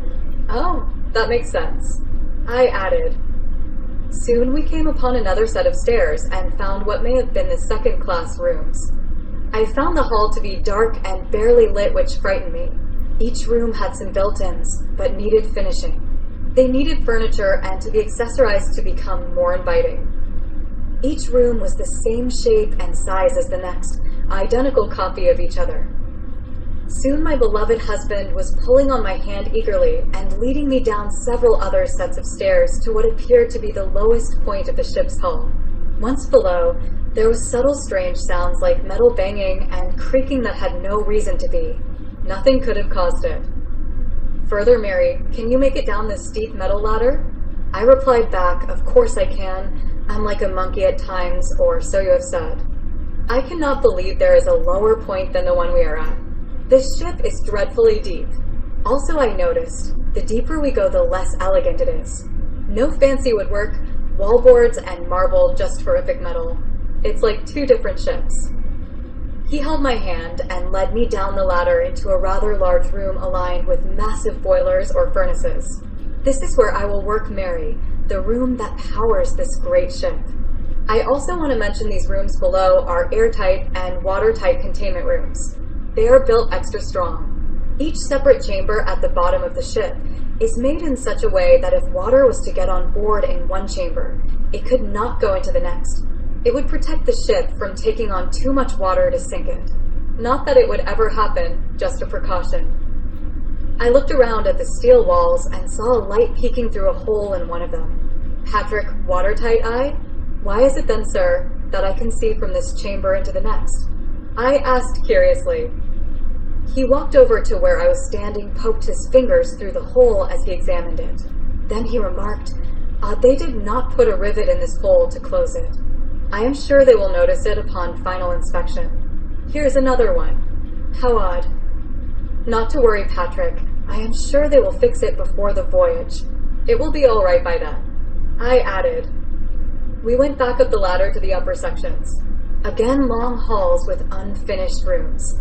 I could smell tarnish or paint, something of that nature. At times the aroma was overwhelming. Soon, we found ourselves in an area where third class would stay while aboard the ship. Patrick mentioned, this is for the poor, mostly us Irish. Sad is it not? I looked into the small, undecorated third-class quarters. Most, if not all, had built-in metal bunks for beds, all lacking a mattress at this point. Metal was everywhere, no fine woodwork, wallpaper, or trim to be found. Just the basics. It seemed so claustrophobic compared to the elegant and roomy first and second-class rooms. Reminded me of a jail retaining room or what I pictured one would look like. I shivered and got goosebumps on my arms thinking about how difficult it would be to stay in one of these rooms too long. With the lanterns lit, we headed up to the deck again. Patrick wanted me to see this most spectacular part of the ship, the officers' deck and quarters. We went into one long room which was almost the entire width of the ship. The deck adjoined this room on both sides. The front of the room had all glass windows, a place where the captain and crew could gaze out over the water once at sea. It had a huge brass and wood wheel situated midway in the room, in front of the massive viewing window. Patrick stood briefly in front of the wheel and with a somber look said, "Straight ahead, men. There is New York in the Americas." Then he added, "This must be where the captain will be steering and controlling his ship, Mary." I laughed at his cuteness, then walked over to a door in the back of the room. Several office-like rooms were there along with what looked to be the captain's sleeping quarters. Suddenly, I heard a strange man's voice, not that of Patrick's. "You need to get out now, man." I just heard some wider lines, "Executives are coming." It was the guard from the shipyard, the same one that let us in. Patrick spoke, "Mary, let us go. I think you may have seen enough." We thanked his friend and quickly exited the ship and shipyard, then headed home. In the wagon while heading home, I said to my Patrick, oh, how simply divine it all was. "Thank you, my love, for showing it all to me." He smiled, nodded, and said, "My pleasure, Mary, indeed." I am so happy it went safely and well. Once at the cottage, I removed the male attire, hat, and mustache. I once again, thankfully, looked like a lady. Patrick commented he was famished, so I made a quick meal of meat, potatoes, and a vegetable. It was strange. I could not smell the aroma of the food cooking.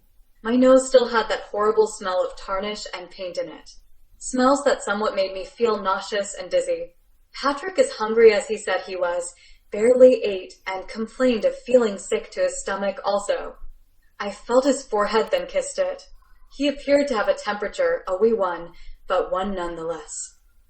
Once he retired to the bed, I got a basin of cold water and washed him down. He moaned just as pathetic and sad as a schoolboy. With concern I spoke, "You are sick, my love. Maybe the smells from the ship have gotten to you." "Mary, I think it was all too fresh and new. It needed time to air out." Shortly after our personal tour of the Torradore, White Star Lines had it moved to Belfast port. The magnificent ship was finally finished. The extras needed and final touches would be done before its departure from Belfast to England. Chapter 16. Night before Torradore departure. That last night before he was to leave on the Torradore, we spent a most romantic night on our beach. Our emotional evening was full of romantic ramblings and loving embraces. I had asked Patrick if he would miss me. To that he gave me this loving reply, "Ay, my darling. Never has there been a lass as fair as you. It is as if the heavens opened up before my eyes and gently released an angel solely for me. Do not ever leave my sight, nor linger too far from my open arms. My love, my dearest, I quest for your touch, your obedience of such a demand." I shall love you till all the lambs come home, now and forever, eternally. I looked lovingly, devotedly into his warm Irish eyes. His curly hair glistened in the sunlight. The gentle, brisk ocean breeze engulfed my senses with his manly scent. I felt speechless and spellbound. My man, my only love, was going to see upon the greatest ship ever built, the Torradore. Such a great honor for him to be able to work upon the ship. I could not spoil his special moment of glory with tearful eyes, nor negative expectations. Nor should I show sadness for the fact that he would be absent from me for an extended period of time. For some strange, unknown, relentless reason, I feared for him on this sea-bound journey. I fear for my husband sailing upon a ship the size of dust compared to the vastness of the seemingly never-ending ocean it would sail upon. I quivered and trembled at the forbidding thoughts racing through my mind. My eyes gathered slight tears, not enough to make Patrick feel remorse for leaving me, as I looked up and smiled. Patrick held my hands, then gently kissed them. He said, "Fear not, my dearest Mary, for I shall return before you know it, bearing glistening gifts for you from the journey. This I promise." We kissed and held each other until we fell asleep, still lovingly embraced, upon the sand of the lighthouse beach. We meant not to fall asleep upon the sand on our secret beach, however, it came to be. This precious last moment will become a lasting memory for both of us. The dawn light had awoken us with its simple, bright elegance shining on our faces. Patrick stood, then glanced at me with a look of loving sadness in his eyes, for he knew, in his heart, this would be his day of leaving. We returned to the cottage. Patrick bathed as I prepared a feast of a breakfast for him. This would be our last morning together, at least for a while. I wanted it to be all so very special. Patrick came out smelling fresh and clean, wearing his working overalls and a cap upon his head. He looked so handsome and happy, knowing soon he would be working a sea upon the great ship, Torradore. He ate heartily as we exchanged loving conversation amongst ourselves at the table. A few periods of laughter, some short-lived tears, as we reminisced about our life together.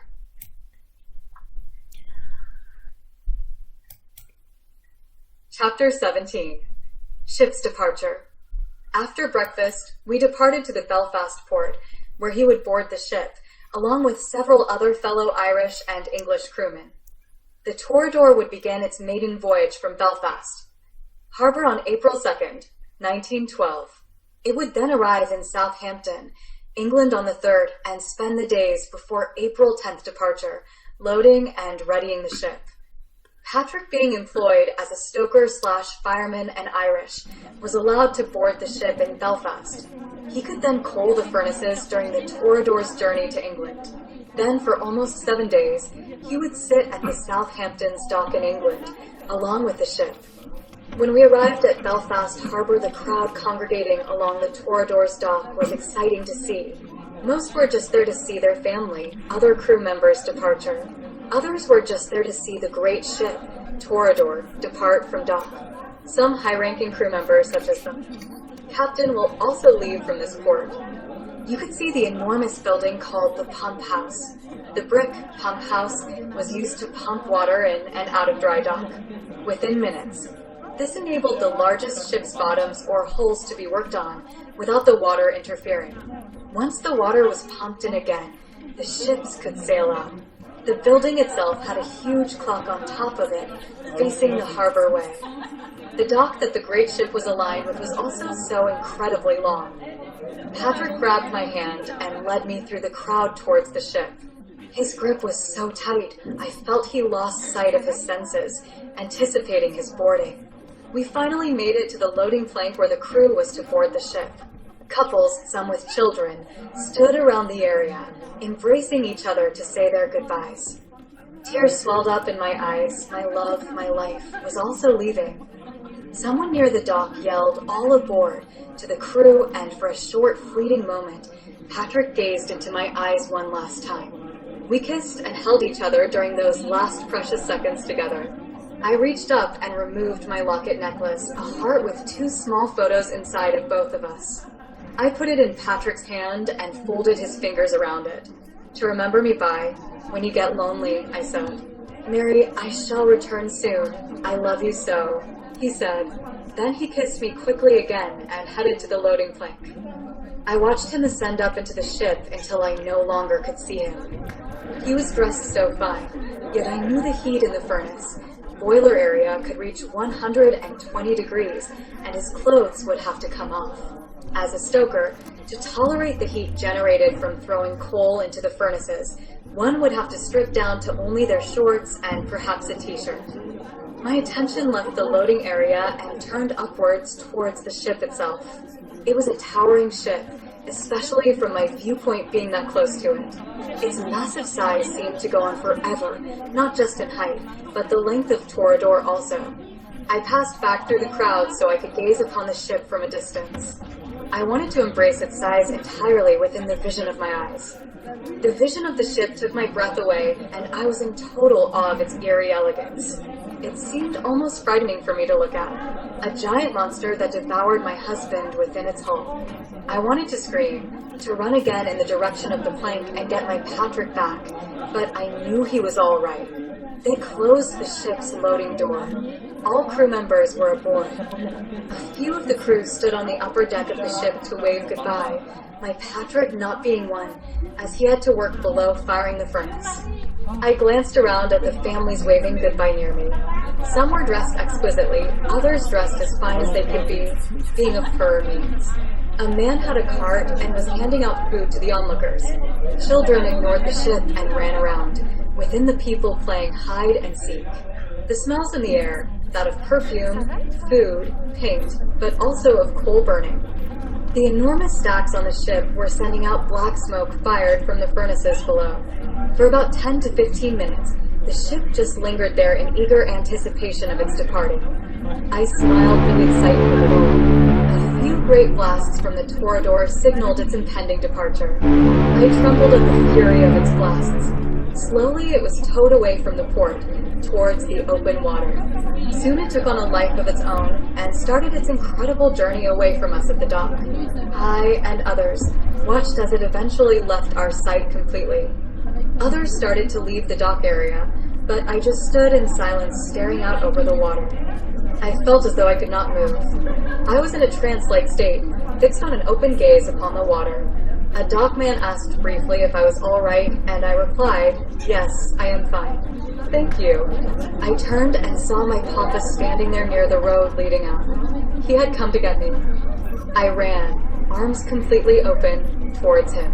"Oh, Papa, he is gone," I cried out as I reached him. I flew at his chest and whimpered tearfully into it. He stroked my hair, trying to comfort me, and said, "Yes, Mary, but this is a good thing. No need for tears. Come home to Mother and enjoy a special meal she has prepared for you." I felt I wanted to be alone at Patrick's and my cottage. I knew, though, if I were to go back at this moment, I would cry all day into the long, lonely night. I needed a distraction, an intervention. My parents could cheer me and keep me from falling to pieces. I agreed with my papa that it was a good idea to go back with him to Mother. Chapter 18. Adjusting to Patrick's departure. My mother was waiting at the door as we arrived home. She, as always, had a sweet smile upon her face and her arms wide open. I warmly embraced her and cherished that moment of comfort. "Mary, I've made corned beef for you. I know how you enjoy that meal. Now come, join us in the kitchen and tell us how everything went today." I am so excited to hear about the ship. Papa nodded at Mother as if to say, "Not now. She is upset." She covered her mouth to reply back silently, "I understand." No more questions. I knew how they had communicated without saying a single word, through gestures. Mother and Papa had no idea I knew what they were silently saying. It was reassuring to know they knew I was upset and wanted to ease my pain. "Mama, I will go up and see my old room and my sister," I said. "Hurry on then, as our meal is almost ready," she replied.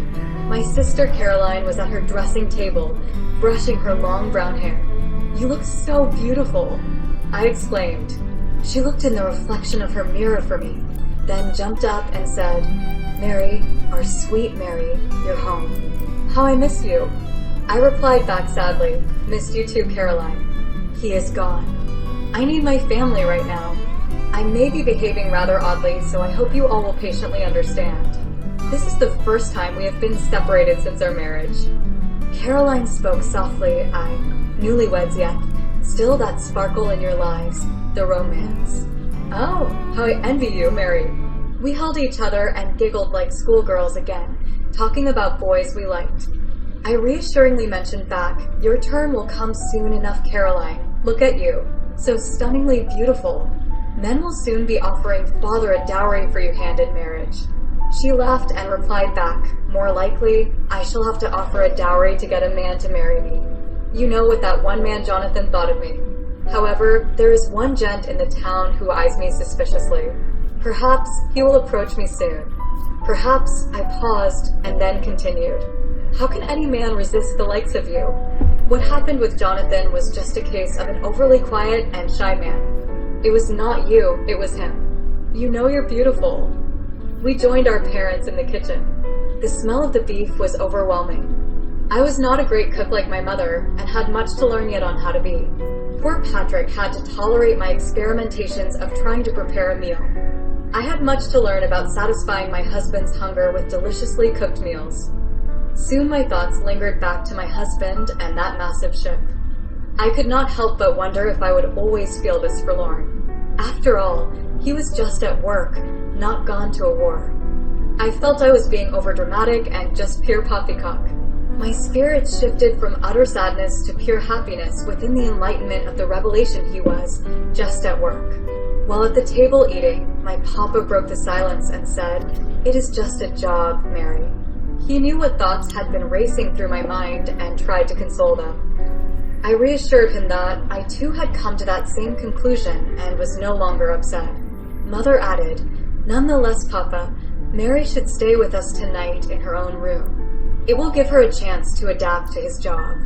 I was in no hurry to get back home on this particular night, and completely, heartily, agreed with Mama. "But my cat will be at the cottage alone. Think he may be all right?" Mother answered back, "Cats live in the wild and survive, and he will be fine for one night." Suddenly, I felt a little queasy in my stomach in addition, was not confident I could finish the meal without becoming sick.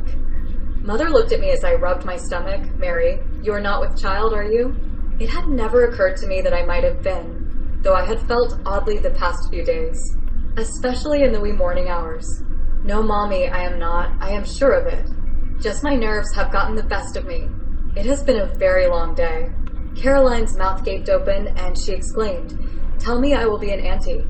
I just laughed and then replied cautiously, "I think not yet, but we'll tell you when." We talked for several hours as the darkness of the night crept upon our home. It was time to retreat to our rooms for some much-needed slumber. I drifted off quickly to sleep in my own bed. By morning, the dawn light had awakened me as it peeked its simple white elegance through my shuttered window. I had stayed at my family's home for a few more days after he left. Then I returned back to the cottage and found my cat still alive and well. Finally, I felt I was adapting nicely to Patrick being absent and felt confident this was a good thing. Chapter 19. News of the Torradore. 'Tis was a glorious, beautiful, blue sky day. Nothing could possibly make me feel bad, or so I felt. I was in great spirits, a smile upon my face. Soon Patrick would reach and land in the Americas. I walked into town to do some shopping for fruits, meat, and vegetables. There seemed to be a huge crowd in front of the shipbuilding yard congregating. I wandered over and heard some dismal somber sobs coming from the crowd. A lady who was standing there, holding her baby, looked at me and I asked her what happened. She tearfully looked me in the eyes and said, "The Torradore has sunk. Lives are lost. Did you not hear?" Then she added, "They at first said it was damaged and was in tow back to port, but now have changed the story." My heart literally stopped, my ankles and knees gave way, and I went down clearly to the ground. A man reached over, helped me up, and asked, "Are ye all right, miss?" I responded back, "My husband is on the Torradore. This is not true." He saddened and visually upset replied back, "Sorry to say to you, miss, but it is true. The Torradore is no more. I hope they find your husband alive, as some have survived. Best of luck to you." Another man came over to me and said, "They have rescued many and they are on their way to New York in America." I heard that it hit an iceberg. It may be a few days before we hear the whole story. It was apparent to me that no one seemed to know much except that the Torradore had hit an iceberg and sunk. In those most terrifying moments, my heart started palpitating and tears streamed down my eyes in disbelief. Today was Monday. I wondered when this had happened. I stood in front of the shipyard for almost 5 hours, sobbing and talking with others, all hoping for more news. No more news came, nothing, which was so disappointing as we all needed positive reassurance to come our way. The day soon started turning into night as the sun reluctantly set. Everyone started to dismantle and walk back towards their homes, all solemnly looking downwards as they walked. Some of the people were the very same men who helped for that long period of time to build the grand ship. As I stood there, I just stared off blankly into the sky. I felt I could not move, nor did I want to. For a small fleeting moment, I felt he had been killed, but subsequently stopped myself from thinking that and wished him alive. I believed him to be alive. He was too great of an honest, good man. I started to walk home hoping to reach the cottage before night had fallen completely. Everything seemed so still and quiet. Not even a bird chirped or the usually restless sea was making a sound. The moon was coming up and lit up the darkened sky. It gave me just enough light to get back to my cottage. Once at home, I fed our cat and I myself ate whatever I could find. I did not do my shopping as I had intended. That night was the hardest time of my life. I did not know if he was alive or dead. I sat in his favorite chair holding our cat and petting it till I could stay awake no longer. Once in the bedroom, I laid down upon our bed. Tears started streaming down my eyes, eventually sending me to panic. I sat up in bed and started screaming, "No, no, my Patrick, tell me it is not so.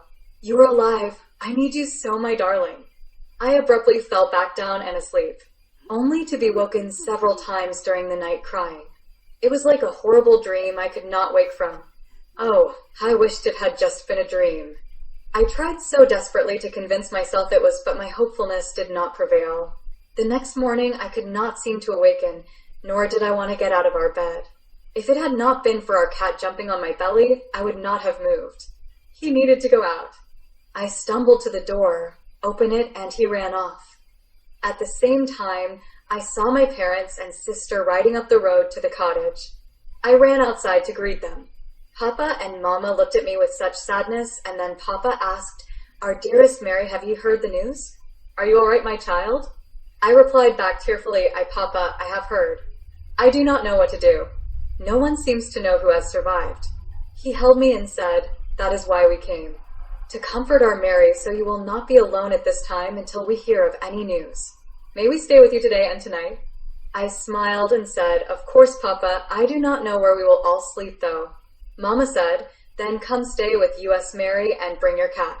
You should not be alone right now. You need your family. Soon we will hear more news about the Torradore, then you will know. Remember, we love you and want you healthy and happy. Not good to be alone right now." Tearfully, I went back to my cottage and turned and said, "I just need to pack some things. Will not be more than a few minutes." My family all stood together and just smiled at me. Mama said, "Go on then, child. Do what you need to do." Once inside, I took a sack we had and put my clothes and essentials inside. Everything was safe and secured in the cottage, so I departed and locked the door once outside. My cat ran up to me and I took him into my arms and we left in the wagon. Sister Caroline held me all the way home. None of us spoke. All were also silent. Chapter 20. Torradore News Waiting Period. The next few days, I anxiously awaited any further news about the Torradore. Very little came in. On Thursday, April 21st, I was really getting impatient. I talked with a group of other people lingering near the shipyard if there had been any news.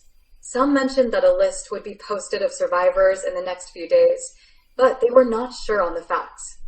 Belfast, Ireland had a newspaper that was being passed around. I grabbed one and saw the name Torradore as the headline. Torradore sunk on April 15, 1912.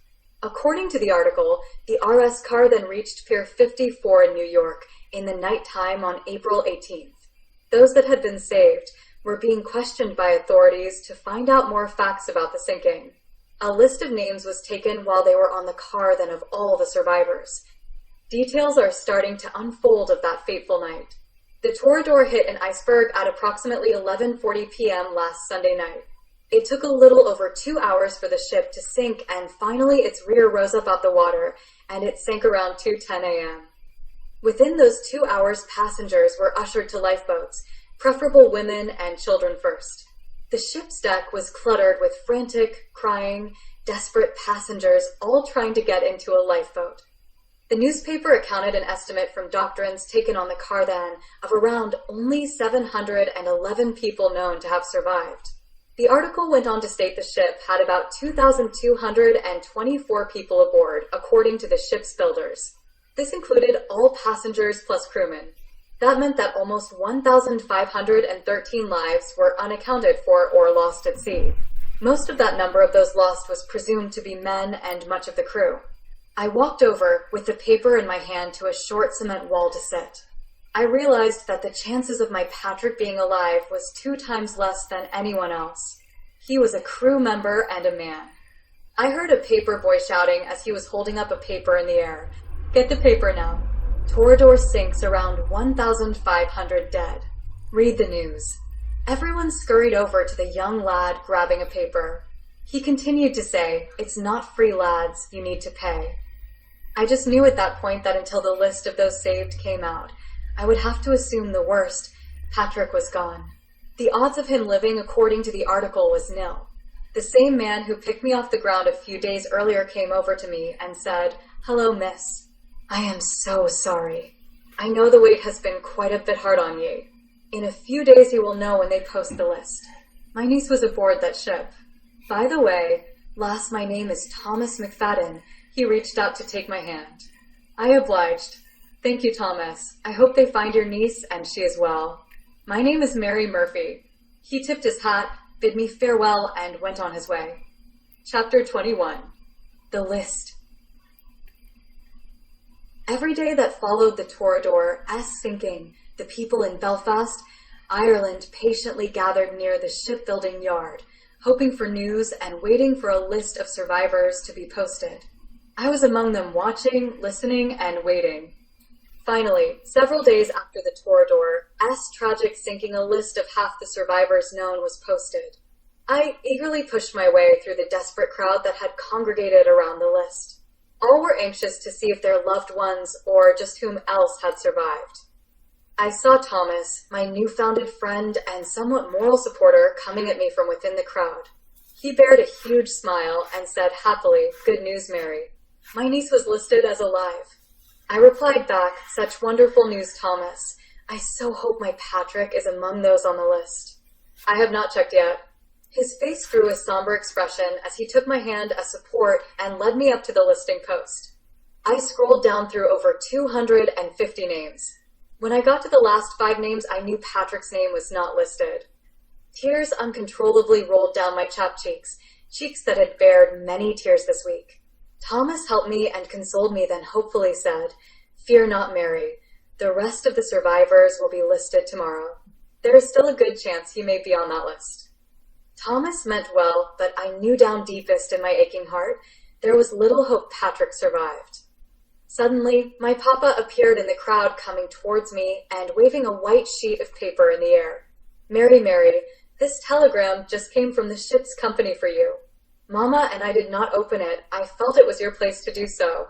He eagerly handed me the sealed telegram. I sat down on a bench. Papa and Thomas sat beside me. Slowly and reluctantly, I opened the seal and started reading it out loud to myself and the others. It started with a very formal intro. "From the main shipbuilding office, Star. We regret to inform you that our employee and your husband, Patrick Murphy, was not listed amongst those that has survived the Torradore's sinking. As our employee, Patrick has been concluded as to have perished on that fateful night when the Torradore sunk. We sincerely wish you the best in this very trying time. We wish to offer sincerely our condolences and extend our heart-filled sympathies to you. Patrick was an excellent worker and a dedicated and vital part of Torradore's crew. Regrettably, at this time no compensation will be given to the surviving families of our crew members and employees. Torradore's sinking is still under investigation, and it may be a long while before a conclusion has been reached on what exactly caused it to sink. Also, please be advised that the employee's uniform your husband had needs to be returned. If it cannot be returned, then a fee for the cost to cover the uniform is listed for your convenience. Sincerely and regrettably, Star's office. I dropped the telegram onto the ground and uncontrollably wept into my hands. No words could express the anguish and grief I felt at that single, most painful moment. Papa retrieved the telegram from the ground and read it again, skeptical and in disbelief. He then put his arm around me to comfort me and gently rubbed my back. Here, here, my Mary, do not cry. Patrick is not suffering. He is in the heaven above now looking down upon ye. He would not want you to fall apart with grief. You must be strong, my Mary. Do it for Patrick. He and the angels will just worry if he is in tears all the time. He was right, but my heart ached and yearned so for my husband. I felt I would cry forever. Thomas pulled my papa aside, and I faintly heard him whisper in his ear, "Can you believe they are already asking for a payment for his uniform? How can they be so insensitive to a new, grieving widow?" My papa nodded, then replied back angrily, "'Tis just like them to ask for compensation for an unreturned uniform at such a difficult and painful time. Cold they are." I then stood up and said, "Papa, may I stay with you and Mama a bit longer? I feel I cannot be alone now, nor can I return to our cottage. It still smells of him and has too many memories. I would miss him incredibly more if I was to be there alone." Papa answered sympathetically back, "I, my daughter, not good for ye to return just yet. Give it time. You need the love and comfort of your family right now to help you through this grief. Time will help you heal and recover." Holding me and comforting me, both my papa and Thomas helped me home. I was trembling uncontrollably and felt very weak. Once at home, Papa took Mama and Caroline aside and told them the dismal news of his death. My Mama cried, then came over to me, arms stretched out, and embraced me with a loving, motherly hug. She then led me upstairs to my bedroom so I could get some rest. I wept for endless hours, then finally fell asleep from exhaustion. I could cry no more. Hours later, my Mama had awoken me, just to give me drink and some much-needed food. Chapter 22. A Miracle. One day, while working at the bakery trying desperately to be normal, I heard the front bell ring as two patrons walked inside. To my complete surprise, it was Ryan and Sarah. We ran to each other and embraced, tears running down my cheeks at disbelief that Ryan had somehow survived the Torradore. I was incredibly happy to see him, and yet wished I had seen my dear Patrick walk in with him also safe and sound. How could this be Ryan? You are well and alive. I am so happy you are all right. Did you not go on the Torradore and work the boilers? I asked. May we sit, Mary, and I will explain? Ryan asked. I led them over to a little table inn or bakery to sit. I'm Mary. I was aboard the Torradore when it was sinking. I had just been in the boiler room feeding the furnaces along with Patrick, and I felt a bit odd. I cannot explain it, but the stoker foreman allowed me to leave and go top deck to get some much-needed air. While on deck, I heard the most horrible screech one could imagine, like metal hitting metal. I glanced up to see this giant monster of an iceberg passing us. Minutes later, I heard the crew scurrying around on deck and saw the disturbed look on their faces. I knew something was not right. The better part of me said to go below and warn the others, including our Patrick, so I did. When I got down to the lower levels, I found out that no passage could be made into the boiler room as the watertight doors had been closed. I knew many men, including your Patrick, would still be in there. I didn't know whether to run to above deck or just stand and wait for further instructions from my foreman, whom I never saw again. Within a very fast time, I thought I heard water dripping in the boiler room below. There was not a thing I could do to remedy the situation. I, as with all else, became at the mercy of the Torradore. Still ill, I stumbled back up all those sets of stairs to the above deck. Feeling still dizzy, I stumbled close to a lifeboat. People were running all over, crying and panicking. The crew tried to calm them and usher them to the lifeboats. I tried to get on board, but was refused passage because I was a man. Women and children only, I heard one crew member shout at me. You could smell the aroma of cold ice in the air. It was a freezing night. After they lowered the one lifeboat I had been refused a seat on, I again felt dizzy. I leaned over the rail to hold myself up, and someone shoved me from behind in a haste to get by. I fell and I landed good, right on top of the people below in the lifeboat. I was out of it after that, somewhat in and out of consciousness. I do recall they did not throw me into the water and tended to my bleeding. I guess they realized it was an accident and not a deliberate attempt to be saved. Seems everything that night was an accident. None of it should have happened. At one point after being rescued, I came to. I heard water splashing and muffled screams that to this day, I can never forget. It was so cold and dark. The Torradore could not be seen and had already sunk before I had woken up. Everyone was shivering and crying, waiting to be rescued. Eventually, the car then came to us. I was brought to. America questioned, and then they sent me back to my home Ireland. Sarah was in shock when she saw me as she thought I had also perished. I should have along with everyone else. I am incredibly fortunate to be alive, yet it is also painful knowing my fellow crewmates, including your Patrick, were not so fortunate. I feel almost guilt-ridden. I looked at Sarah, and she was crying and holding Ryan close to comfort him. Ryan, I said, you are not to feel guilty for surviving. It was God's will. You could not control what happened, not your feeling ill, or the push that landed you in the lifeboat. Now cry no more. Ryan looked up at me and lent a small smile, then said, I had just talked to Patrick prior to going topside. He was talking of you and his eternal, everlasting love for you. I just wanted you to know he was so happy and in love. That is why I have come here today, to tell you how much he loved you before he left us. He had that locket in his hand when I went topside.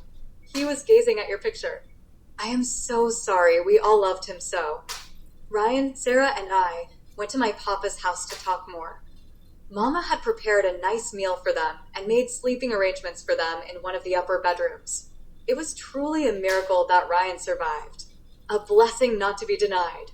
I was relieved to know Patrick was in good spirits and happy before it hit the iceberg. It gave me some relief. Not quite enough, though. The next day, Ryan and Sarah left by wagon to go back to their home. I thanked them for making the long journey out to see me and telling me what Patrick was doing in the final moments before he left us. I watched them trot off into the distance. My pain was intense, my need for Patrick by my side. I selfishly wished I had been in Sarah's shoes. She was spared the anguish of losing her beloved.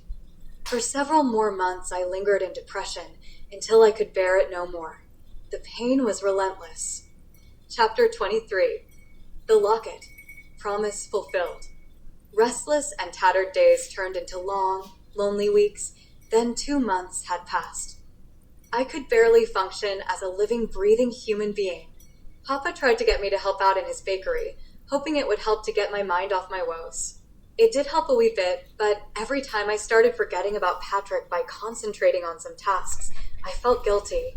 It was as if I was accepting his fate and condoling the outcome. To smile would have been the ultimate betrayal. I could no longer think clearly. I seemed to be almost mentally withdrawn from anything going on around me, even life itself. My stomach ached every time I ate a meal. Nerves, I thought. I found myself eating more than I usually did, in defiance of my unsettled stomach, and gained several pounds because of it, or so it seemed. It was amazing how unattached I had become of the world. A world that seemed so incredibly empty and lonely without my Patrick. I could no longer bear it. I wanted nothing more than to just be with him, if not here, then in the afterlife. I went to the beach where we had shared so many happy and intimate moments together. I reminisced about our happy days past, of Patrick's curly hair and loving warm eyes. For a fleet of a moment, I thought I caught his manly scent whisking past me from the brisk sea air, but it was just my imagination playing tricks on my weeping, saddened soul. I knew I could no longer go on and live without him by my side. I had no choice. The sea was beckoning me to be one with it, to join my beloved husband on the other side. The will to live was no more. I, without hesitation, began my last earthly journey out in the open sea. I felt the icy water rise up from my feet to my ankles, but I just kept walking. The sun shined down upon me with such intensity that it reflected off the water into my eyes, blinding me. I looked down. The water seemed so very still, but something was laying beneath the water on the sandy ocean floor, something shining with such intensity. I reached down and retrieved it from the water. It was a necklace, a locket. I cleaned the sand and sea debris off it gently. I stood in awe and completely perplexed by what I had found. It was my locket, the one I gave my dearest Patrick the day he departed on the Torradore. How could this be? He had taken it with him when he left that fateful day. It could not have washed ashore from the wreckage site. The distance from where the Torradore sunk was infinitely too far away from Ireland. It would have been impossible for the locket to come back this way against the current and incredible distance. Ryan had also told me Patrick was looking at it in Boiler Room, a sealed-off room. I found myself standing in the water, holding the locket in my hand with tears swelling up in my eyes. I recalled something Patrick had told me before he had left on his journey. It was like I could actually hear him saying it again. I shall come back bearing a glistening gift. This I promise you. Mary. I opened the locket to find the small pictures of Patrick and I still existed and seemed untouched. My love, my life, had given me the glistening present he promised in the way of our locket. I knew at that precious, sacred moment he was still there with me.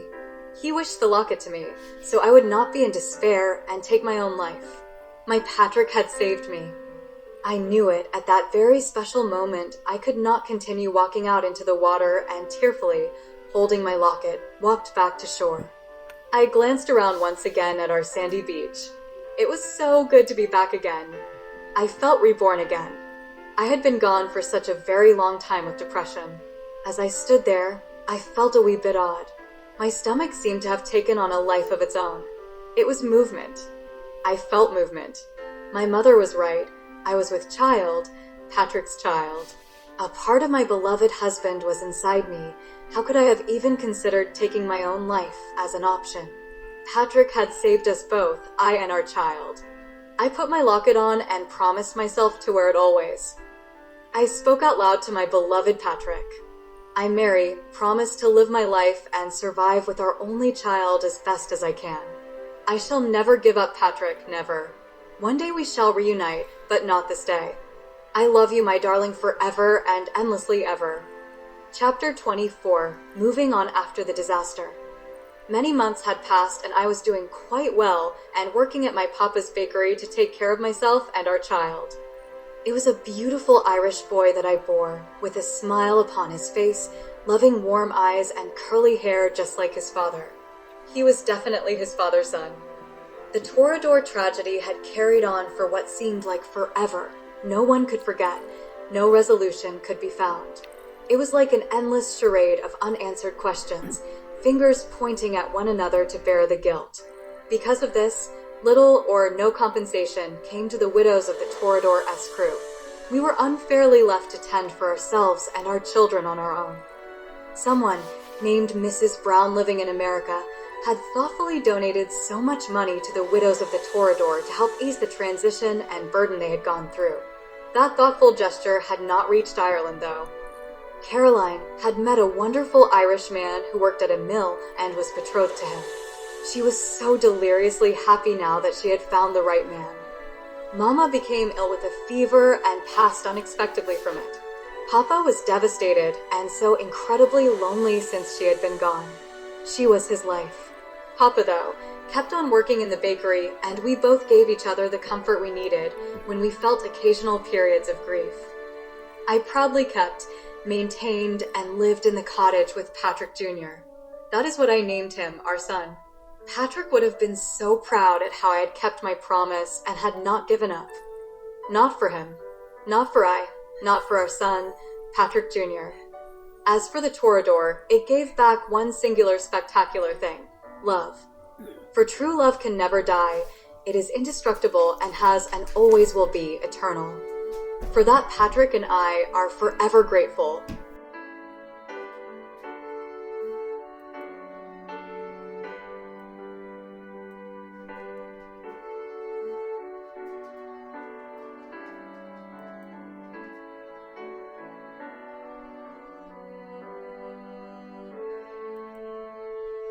Torradore Gives Back Love is a bittersweet love story written entirely and by the heart of author Billy Peel. It is available online for purchase and paperback.